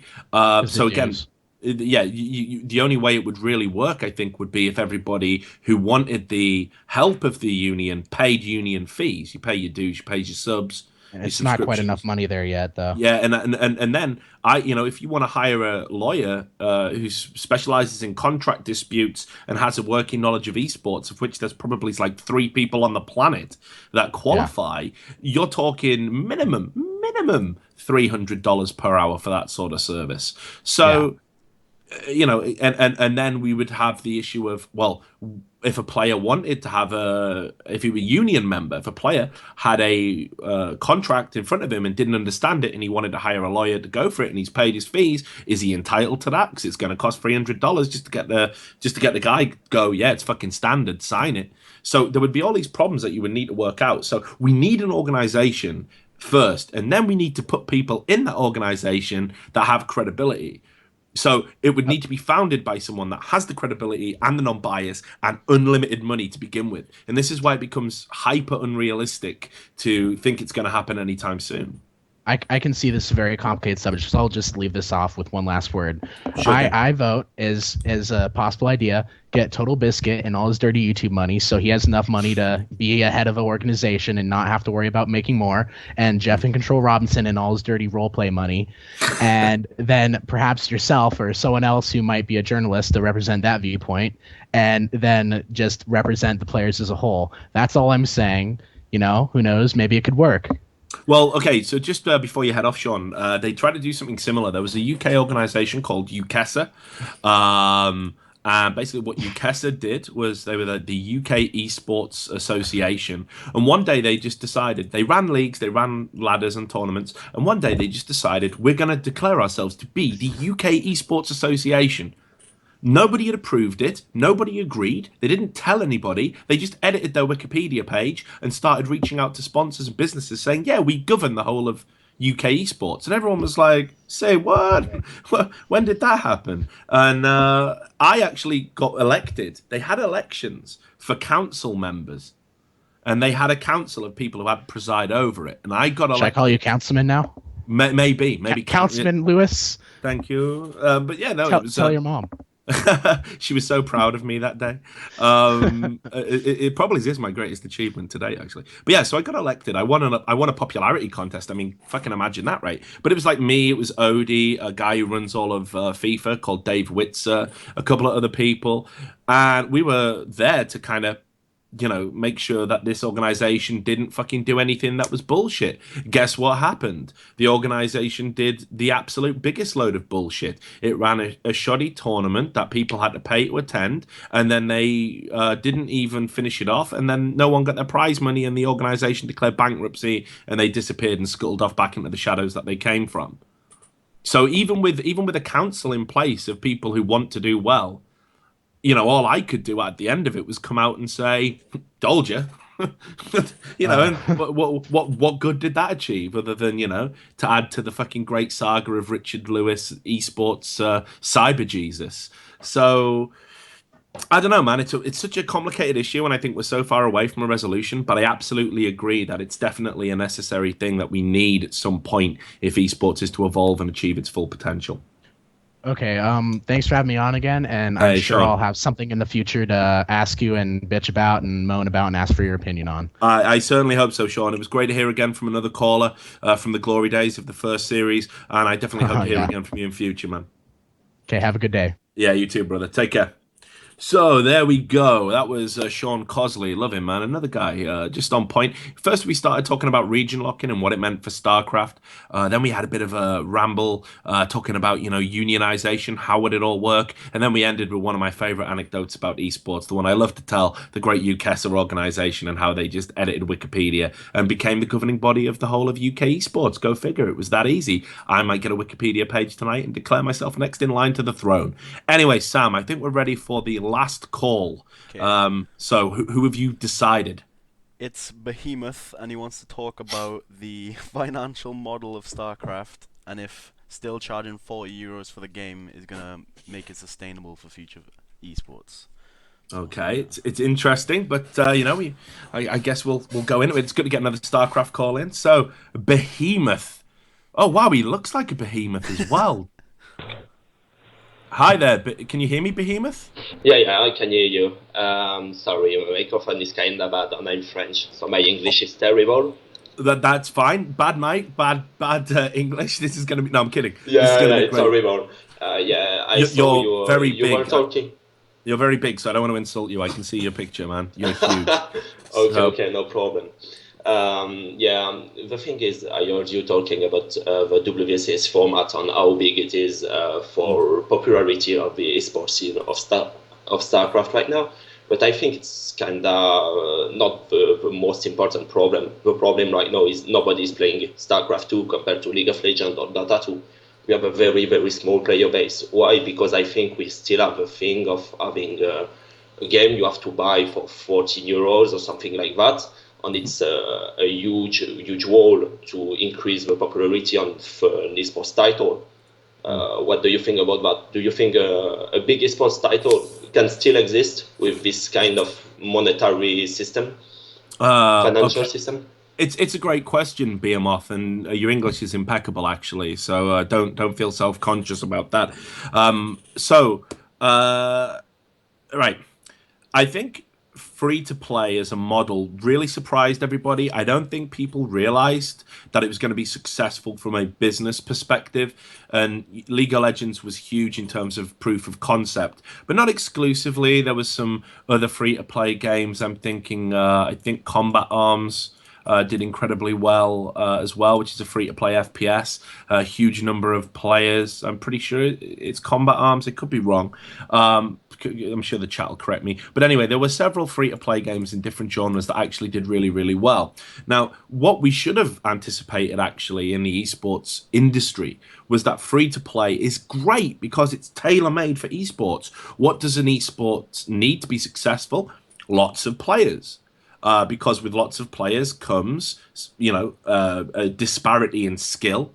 The more players you have, the more different levels of skill ceiling there will be. There will always be elite group that are very much at the top, and the more people you have underneath them trying to achieve and attain that level, that makes for a great foundation for a competitive game. On top of that, spectators. An esport isn't an esport if nobody watches it. So we need people who care. And the best way to make people care, and don't get me wrong, this isn't entirely how it works, but the best way to make people care is for them to play the game and be invested in the game. I could probably name a handful of people that I know personally who will watch StarCraft, don't play it. I'm kind of one of them. But generally, to want to watch StarCraft, you have to play StarCraft, and it's the same across the board for every game. Equally, free to play means broadness of access. So, as we know in countries like Germany that have very strange game censorship laws, people don't pay to play kind of watered down versions of games. By the same token, pricing fluctuates from country to country. There can be, all kinds of economic reasons as to why one game will be popular in one region and not another.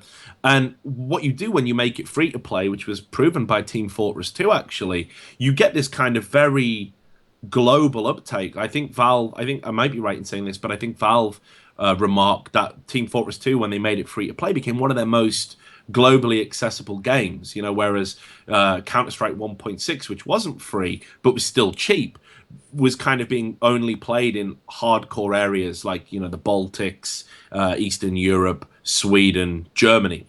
So all of those things combined mean that free to play is a great way to go for an esports title.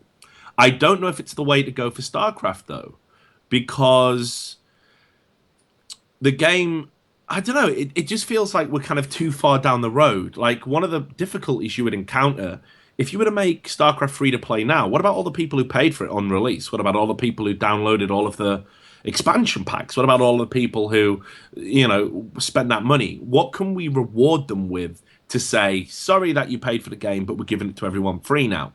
And that's a problem that Team Fortress 2 had to address, and depending on who you talk to, maybe not entirely in a satisfactory manner.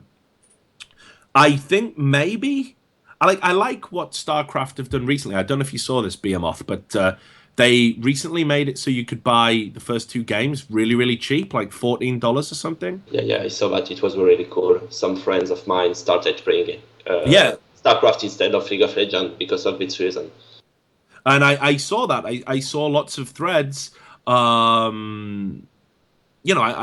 saw lots of threads actually pop up on the StarCraft Reddit. Like, I want to get into StarCraft. Can anyone teach me how to play StarCraft? I'm bronze in StarCraft. Like, where do I start? And obviously, new people started playing the game.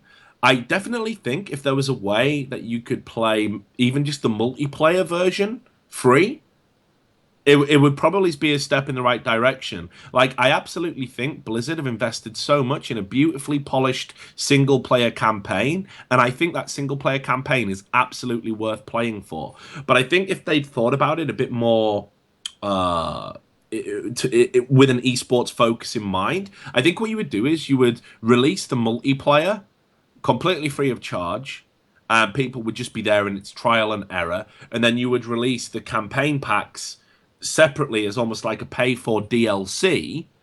And then what you would do with that is you would get unlockables. So by completing one campaign, you would gain access to skins, avatars, different things on your profile, different ranks, maybe even different game modes. Perhaps there could be some fun game modes that they could bring in. But that's probably how I would do it. The only thing though, I think it's a little bit too late. I think Blizzard have kind of missed the boat a little bit. And I think it's really sad, actually. But you're absolutely right. I think there's a problem. We need more people playing StarCraft, and it's a great game. I think one of the other problem is keeping the player, obviously, because one bad thing about StarCraft is when you play, you only have kind of a ladder to renew the interest you have for the game. So it's only work if you are a very competitive player. But if you are a more casual player, you quickly have all the skins. You have no compendiums or stuff like that, like in Dota 2, for example. Yeah. Or, for example, CSGO is very cool, I think, for casual players because you always have a lot of interactivity. It's really easy to follow the process. So I think the main effort Blizzard can do for Legacy of the Void is in that direction, maybe. You're definitely right. I mean, if you could make one change to StarCraft Behemoth, what would it be? I don't know. I would probably make it, something like the Compendium or bets like CS Lounge with skins in game. I think it would be really, really cool. I mean, now when I did my show with Destiny always used to rant about how just let us buy something. Like he would look at the camera like he did, and he would talk a million words a second, as he does, and he would say, like, Blizzard, we want to fucking give you money. We want to give you money. Just let us give you money, dog. And then he'd do his and that would be the end of his point. But I think what he was trying to say, in not so many words, is that I definitely think, having the option to have microtransactions, even if it went towards a tournament prize fund, towards WCS, just towards something, might help generate a bit more interest in the game, might help people feel a bit more invested in it, rather than, just grinding away on ladder or whatever. But I don't know if that's the answer. I think I kind of agree with your point that we need to start at inception. We need to get more people playing the game, and I think the rest will come naturally. And I think the best way to do that, as proven by the industry is free to play. Give people the game for free, even if it's just in a watered down form, and they're more likely to play it a lot or buy a full version. It's just that simple. Yeah, I totally agree, because I really think 2014 is really a great year for StarCraft in terms of pro scene. I mean, events have been really, really cool, most of them. I mean, IEM Katowice or things like that were incredible to watch, but that's not all of the story, maybe. Yeah. Well, look, I'm going to try and fit one more caller in, so I'm going to cut you a little bit short, Behemoth. It was a great call. Your English is great. Don't worry about that. I absolutely love your beard, and it's great to talk to somebody from France. We don't get a lot of French callers on this show. So thanks a lot for calling. I hope that answers your question. It was a pleasure. Thank you. Hope to speak to you again sometime, brother. So the reason that we've cut Behemoth short, and again, I kind of felt a bit weird. I don't often call men Behemoth. Kind of sounds like I'm in one of those strange clubs, expecting to get whipped or something. It was strange. Maybe I'm revealing too much about my personal life. But anyway, Sam, we've got a chap called Valkryn who wants to call in. Have you got him? Yep. Now, Valkryn is one of my all-time favorite League of Legends players, so I definitely want to get him in. If we can. I don't know. I have no idea what he wants to talk about, but Valkryn is an absolute boss. So, can you hear me, friend? Yeah. Oh, he's here. Here he is. I was just talking about you on First Blood, saying that you deserve to be in an LCS team. So hopefully you're calling in to say thanks. Oh, I want to thank you for the shout out you gave me the other day. I think it was like a couple weeks ago when I was streaming. I saw you tweeted that I was streaming. Yeah. Well, I really enjoy your stream, man. You're like, I hope it keeps going the way it's been going for you, because, you're gaining a lot of interest, but you're an incredibly intelligent and articulate League of Legends streamer, and God knows there's not many of them. So I definitely like to see you do a lot better. So just before you ask me a question or bring up the topic you want to talk about, can I just ask you how it's going team-wise for you? Is there any chance of you coming back? Oh, okay. That's actually sort of the topic I wanted to talk about. Well, let's fucking do it, brother. Yeah. Okay. Breaking news. So not really breaking news, but like what I wanted to talk about was more so the difficulties of really right now North America is really struggling in the realm of scouting. Like right now, TSM's quote unquote holding tryouts for jungle, and the last time they quote unquote held tryouts, they ended up just trying out Glebe Glarbu, comparing them to X Special. They literally didn't try anyone out. And I was afraid that was going to happen again for this situation. But yeah, like right now there's a huge issue with scouting overall in North America compared to other regions. You look at a Korean organization, they actually will have the analysts like pretty much spectating challenger level games a great deal during the time that they're actually, looking up strategies and stuff like that. And they're also looking for new talent constantly. But in North America, that is not the case. And there is talent out there. I'm not saying that I'm the only challenger player trying to make it. There are other challenger players that I know of personally that are fantastic players and probably could rival some of the LCS spots for the current teams, but they're not being looked at all. Like there's no one in the North American organizations that actually go through challenger games and actually look at players. They just kind of go by popularity, and they kind of go towards already established players. That's really the only outlet they look for in the quote unquote North American scouting scene. Well, it's interesting you bring this up, right? Because this is something I've come across before in Counter-Strike. Okay. Yeah. And what happened was the UK scene especially, but this happened to the North American scene. This has happened to almost every scene at some point. It kind of gets taken over by a hardcore group of big names, well-established people that, if you like, control the gateway into the big organizations. And managers are generally deemed to be, clueless creatures. The players always say, no. We're picking the players that we play with. That's how it has to work. So they would hold these tryouts, and what would happen is they would get their friends to try out. You would jump the queue. Like, fuck how good you were. That's irrelevant. Fuck where you were positioned in, standings wise. This is how it would work. If you knew a guy, they'd give you a try because, quote, I can play with him. I know he's got a cool personality because we're friends, unquote. And that was how it would work. And there would be numerous young and upcoming talents that would be saying, what the fuck have I got to do? Like, whose dick do I have to suck to get a fucking trial here? Like, just a trial, not like a contract. Just try me out. Just, you know. And it was a huge problem in Counter-Strike. Now, the argument was always tempered. If you're good enough, you'll get noticed and you'll get the games. And that is kind of true, but it takes so long to get to that point. So an example in UK Counter-Strike would be Weber. There's a player called Weber, Brandon Weber. He is undoubtedly one of the best Counter-Strike players we've produced in like the last 5-8 years, whatever the fuck it is. And he is like a phenomenal talent, but he couldn't get a trial to begin with. He was subject to cheat accusations, and at the same time, the players that he was now playing in teams with were going to tournaments. He was playing in like community mixed teams, and like literally just getting owned, knocked out in fucking the round of 64, and that was his career for a long time until someone stuck their neck out for him and said, actually, this dude's going to be good. So I imagine right now you're experiencing a similar situation in North American League of Legends, where I guess if you want to trial on CLG, you've probably got to be friends with one of the players, or if you want to trial on any top LCS team, you're not getting that unless you're bros with somebody, right? I actually want to go unfiltered for a second, Richard. Like, there was something I love it. a while back that I never really talked about out of respect for the players, but way back when Velocity was holding tryouts for their mid laner, like before they even got into the LCS, I was one of the...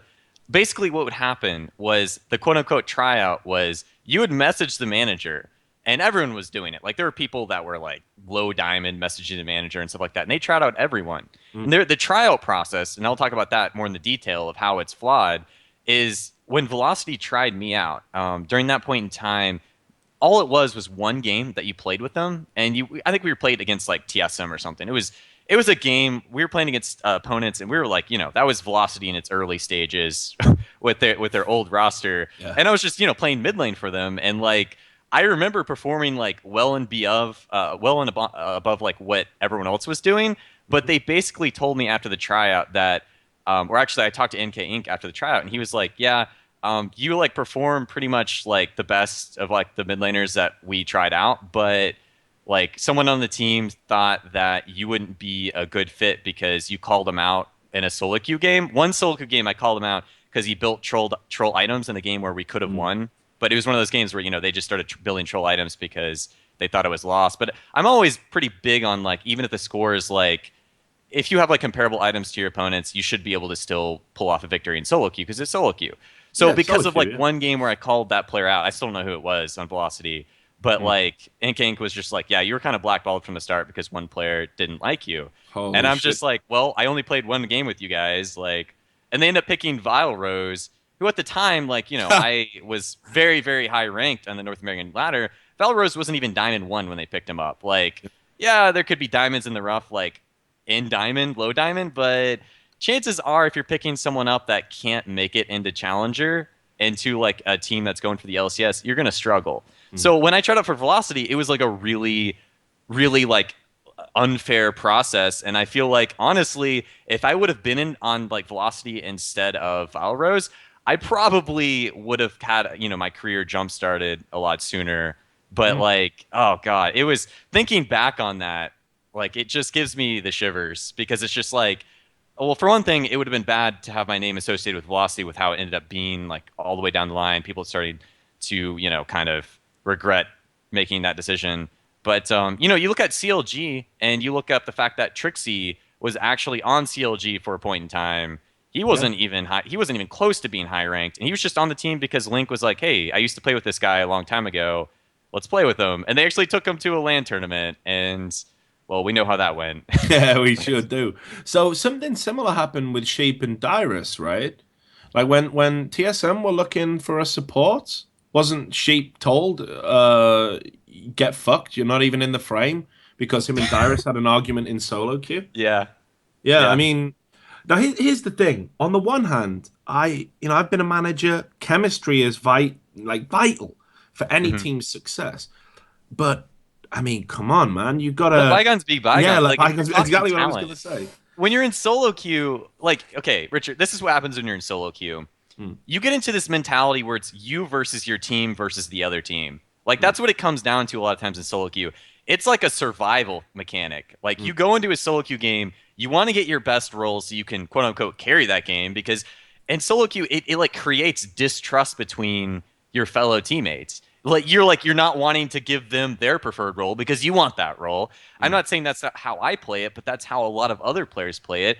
So, like, when you're looking at solo queue as the framework for, like, pulling that into competitive play, it's horrible, because the whole, like, the successful solo queue players are the selfish players. Like, and I'm not saying that Bjergsen is a selfish player, but, like, he understands that if he takes every blue buff, if he pretty much steals every kill, he's going to be a better player than, like, his teammates are, because he's one of the best players in North America, and he can carry games because of that. But when other players try to emulate something like that, or they're like, I need to take all these kills, I need to take all the blue buffs, if you don't give me the blue buff, we're going to lose because I need to carry this.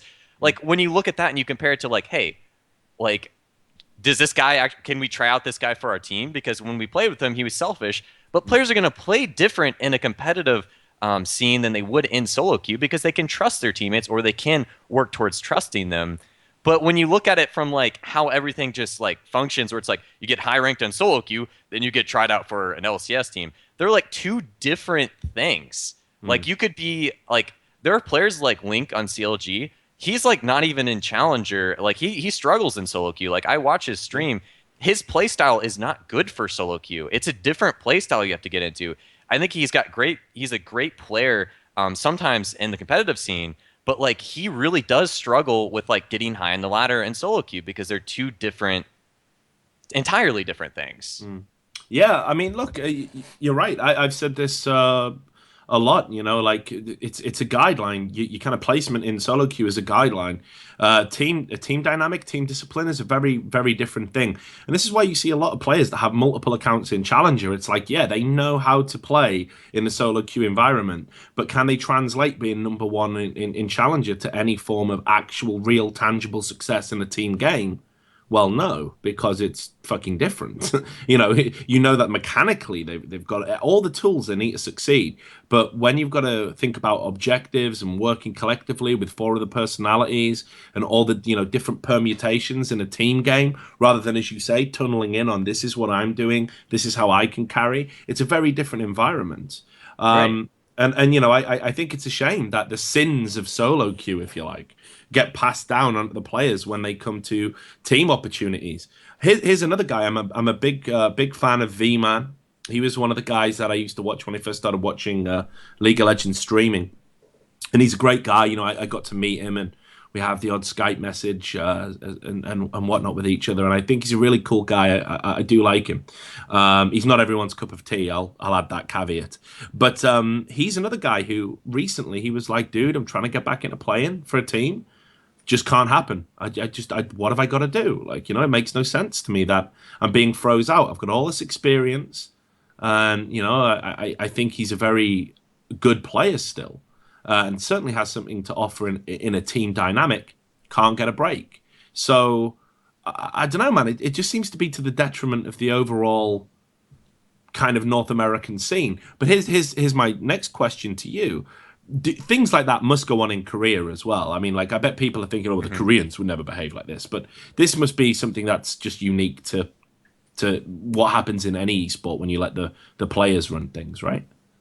I think to an extent, like, I do think that North America, the players have more power than, like, honestly, than they probably should. When you have a player like Dyrus, who previously would pull in so many streaming numbers and whatnot, as an organization, you want to keep someone like that happy, right? Like, you don't necessarily have control over it, because if you make Dyrus mad, well, he's going to be tweeting to thousands of people that X and X happened. And, like, when you look at the Korean scene, you don't have as many established personalities. I certainly don't think they have the power and, like, the organization or the team dynamic. It really is just like, hey, dude, if you underperform, I'm going to pick up this so-and-so from the challenger team or our B team, and they're just going to take your spot. Like, that's how it goes. But I really do feel like the players have a lot of the power right now in North America, and there isn't really an overall solution, because PR is power right now. Like, if you have a big Twitter account, if you have a lot of stream followers, you can't, like like you can't be blackballed essentially, like, right? Like you're gonna have a following already. If an organization kicks you out, like when X Special sort of got that whole downfall on him and TSM, like he didn't have the same stream numbers that someone else on TSM would have, so it wasn't that as big of a deal as it could have been for someone like Dyrus. If Dyrus got kicked for like a situation where it was just like him not getting along with Reginald, that would be a really big deal, and that would come back to bite them. But yeah, like in North America, and I'll wrap it up. I feel like the main issue.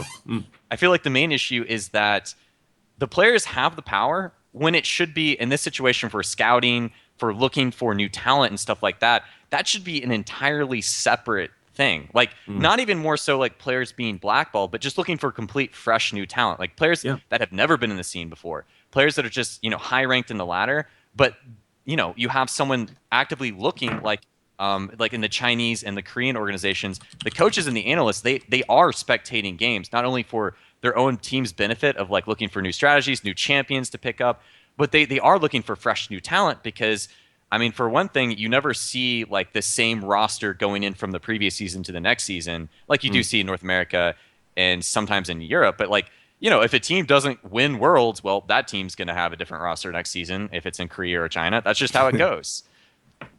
So, I've got a question for you, and that is just, well, first thing I want to ask you is, have you tried out for anyone like recently yourself? Have you? No.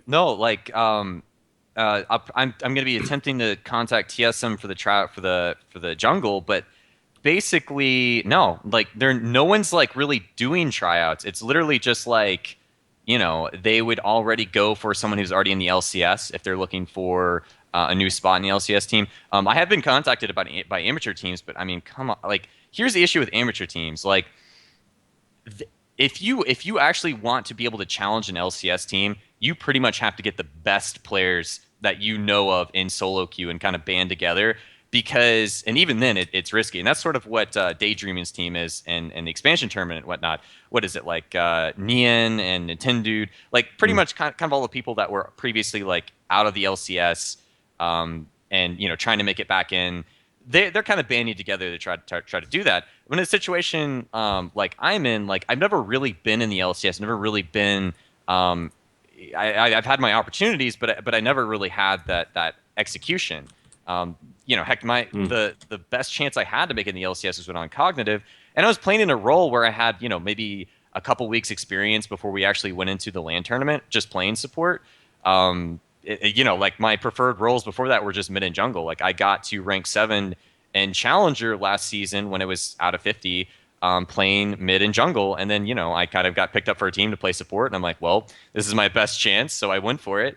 But no, there really hasn't been any. So someone actually said on First Blood the other night when I was saying, Valkryn is this great player. He really impressed me when he played support, and I think it's a shame he's not an LCS. Somebody actually said, wait, Valkryn, isn't he only plat?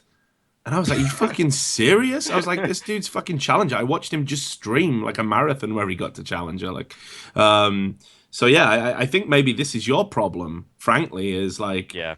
Well, no, in fact, it's not your problem. It's a problem within the game, and that is that if you don't have that social media presence, if you aren't like a big streamer, people aren't going to know who you are. Like the amount of people that are saying, oh, maybe TSM are going to get Nightblue back. The idea that Nightblue is like a player who could fit into a team is it's ridiculous. That isn't why TSM had an arrangement with him at all. Yeah, it wasn't about that. Viewers. They wanted him associated with solo mid because he's pulling in huge viewers, and it was good for him because he gets another viewer base. Like it was a win-win situation for that. But yeah, like I do think it is partially my fault because I played League of Legends for 5 years. Like I was one of the original players. When Dyrus started playing League of Legends, I had already been playing for about a month. Dyrus was one of the original beta testers, so was I. We've known each other since way back then. We've never really been friends. We've just been kind of neutral to each other, like, hey, what's up, like that. But yeah, like I never tried to stream. When I did try to stream, I didn't have a computer capable of it. I've had my issues over the years of having bad internet, like being in college, working full time, and also trying to make it as a player. Like I've had my issues, but I certainly can't just say, oh, it's League of Legends problem for having a bad structure around getting pro players, because there is a system, right? You get a big following, like you get noticed through streaming. That's like really easy for players to actually get attention. Is like, oh, pulling in big stream viewers. People actually watch you. People start talking about you, et cetera, et cetera. Twitter followers, Facebook followers. I mean, heck, you can't if you tweet at someone and you get a lot of followers, they're gonna see it and stuff like that. So I definitely have had my issues with not like correctly advertising myself as a player in the correct terms that would get me noticed. Yeah, but I mean, I'm looking at your Twitter, right? Like, here you are, this amazing player who's been in like League of Legends since like the dawn of time, and you know, I'm just a bum, right? Like, and I've got like 11,000 Twitter followers, and you've got 1,200. There's something wrong with this, right? We need to get you out there, man. Like, seriously, No, you need an agent. I do need an agent. I need like. I just need like one window of opportunity. And another thing I sort of want to just touch on is because I don't want to run you too long. I know. No, it's fine. Is the like one of the biggest ways that a lot of the big streamers got out there was back when Reddit, and I'm really iffy on mentioning Reddit here because I've got my opinions on Reddit, and I don't know if they're like popular opinions or whatnot, but basically when r/League of Legends on Reddit, when you could self-promote, it was the easiest way to get big fast. And that's how Trick2G and that's how Nightblue got big so fast, because they hit it when it was perfect. Like they were able to have direct links in like the comments to their streams back then.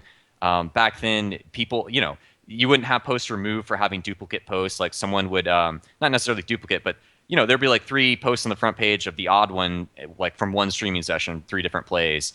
Trick2G absolutely hit it when it was perfect. You got that new video on Reddit, had like 1 million views, instantly started making more YouTube videos, and he hit it big fast. Well, Reddit in its current state, and I'm branching off on so many topics that could have entire discussions on it specifically, but pretty much Reddit in its current state is starting to turn into sort of the celebrity League of Legends, like, TMZ outlet, where it's like, oh no, this person said this on a Facebook post, and they're an LCS player, et cetera, et cetera. And it's becoming less and less of like actual new content. It's mostly just kind of like a outlet for like news, like big news from like whatever LCS team is breaking up or something like that. That's what r/League of Legends has become. But where it was prior was like a really easy place for a content creator or anyone trying to make it. And if they had good content, it was really easy to get big fast. Yeah. And I sort of I got my YouTube channel to a decent amount of subscribers just using pretty much Reddit when I first started making videos. But it was towards the tail end of that, and I really missed out. But yeah, what do you think about Reddit? Hey, fuck, man. I can't say anything, man. I'm fucking doomed. Yeah, but let's just safely put it as I think it could definitely improve. The way I don't get why I've got to become a Redditor to use Reddit. I don't see why I need to embody their values. And equally, I think when you declare yourself the government of the internet without a fucking trace of irony, you need to really take a fucking reality check. You're an internet forum. You won't be here in 10 years. It'll be some other site. Just enjoy it while it lasts. That's my take on it. But anyway, I wanted to ask you 2 quick questions. Sure. So here's the first one. Do you think it would benefit the North American scene if all the major organizations agreed to something in the vein of the Rooney Rule? And for those that maybe don't know what the Rooney Rule is, the Rooney Rule was brought into the NFL. It was designed to combat any perceived racism where when there was a job available for like a head coaching role, the organizations, the teams, the franchises had to interview at least one black or minority candidate. So to apply that to what I'm talking about here with League of Legends, do you think maybe if all of the players, all the teams agreed that they would trial at least one player from a challenger team or from a high-ranking ladder, just as a verbal agreement, like a fucking, Three Musketeers type hand-on-hand type thing. Do you think that would benefit the North American scene in terms of its talent pool? I know it would never happen. The way you started that question made me think that you were going the way of actual race in League of Legends, saying that everyone was moving towards Koreans, and I was about to be like, I didn't think about it like that. But no. Okay, I don't know, certainly that would that would benefit the challenger players, but that'd be something I don't think they would. No organization cares enough to do that. Like they're functioning fine the way they are. Heck, you can look at it from this point of view. A roster like TSM, like honestly, if they really want to win worlds, they probably ideally would need to mix up their roster a bit. But like, well, do they need to are they is an organization like TSM, do they need to win worlds in order to profit the most? Like, I mean, maybe, but the way they have it currently set up, honestly, they're raking in the dough. Like their players are extremely popular. The other organizations are trying to move towards that. Dignitas, I feel like Dignitas is doing fairly well with how QtPie is he's getting his name out there. Even Skara is still being associated with Dignitas still to some degree. I really feel like they don't even care that much about mixing up the roster because it would kind of hurt the way that they're profiting right now, which is mostly through branding, having already popular players, branding and stuff like that. So while that might be a really cool idea an idealistic idea to have that rule applied to League of Legends, that's just something I don't think would ever even be considered organization wide. I mean, maybe a couple organizations would be like, that's cool in the future, but organization wide, I seriously doubt it because they really don't care. Like they don't need to care is the thing. But I kind of figured that would be your answer. So just quickly then before we wrap up the show, my good friend Richard, let's plug your stream. Where can people watch you?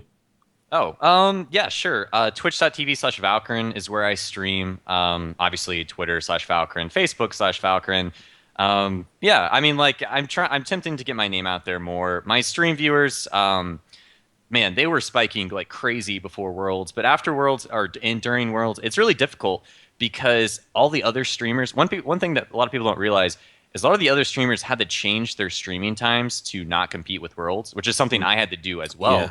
So everyone started streaming during the daytime, and I was a nighttime streamer, and that's where I was hitting the numbers big because I was like the only for like a week or two straight, I was like the only person who would actually stream League of Legends that was like high ranked at night. Yeah, I remember everyone else would just like go to bed.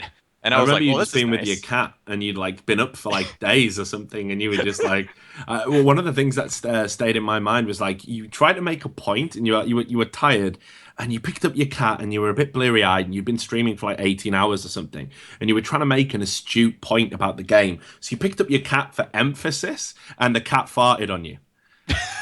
It was like one of the best things I've ever seen on a stream. And you were just like, you were trying to make this point with your eyes watering from the pungent stench. And you just stopped your point, you went cat farted, and you put the cat down and then just played another game. It was like, yep, this is why I watch this stream. So, but yeah, no, I'm glad that your things are doing well. I think your stream's great. I think you're very educational. I think people can learn a lot. But more importantly, I think the numbers will come if you can just get back onto the fucking LCS gravy train. And I think you're good enough to play at that level, personally. Thanks, man. I appreciate it, Richard. Well, okay. And just one last thing before you go as well. Obviously, we've got a League of Legends show, First Blood. We've already got our guest for tomorrow. It's going to be Glebe. So lots to talk about with him. Yeah. But would you like to come on sometime? Would you? Yeah, absolutely. Yeah? That's great, man. I think you'd be a real good dynamic. You know, Broken Shard and Nintendo, obviously, right? Yeah. Good. So we'll definitely get you on sometime. But really, thanks for calling in. It was definitely worth extending the show to hear your opinions. And best of luck getting those Twitter followers and getting back in the saddle. Thanks, man. Hey, no worries. All the best, brother. I'll talk to you soon. See ya. Take care. So there we go. What a great way to wrap up the show. We had the great Valkryn, and seriously, I'm not just saying it. I'm not just blowing smoke up your ass. This guy runs a really good educational League of Legends stream. He's smarter than the average bear, and if you get a chance, you should totally support it. He's a really good guy and deserves to be at the top of the field. So all that remains to do before we wrap up, because we're a little bit over, but that always happens with these kind of shows, is thank all of the people, that's all of you, for watching, all of the callers for calling in, and perhaps the most important shout out of all is to Sam, my producer. Sam, how did you think it went? I think it went pretty good for first episode. Any like minor slip ups, please forgive me. This is my first week. Hopefully next week it'll be better. Yeah, well, look, Sam, you've done a great job, and honestly, I don't know how you producers do it. You just sit there and listen to me talk shit, which it's fair enough when the viewers do that because they want to. That's why they're tuning in. But for you, you got a fucking ears of steel. So good for you. Everyone loves you, Sam. So yeah, give a big shout out to him. And finally, to everybody who tuned in, I want to say that we're going to be back tomorrow at 23:00, 11 o'clock in grown-up time, Central European time, that is.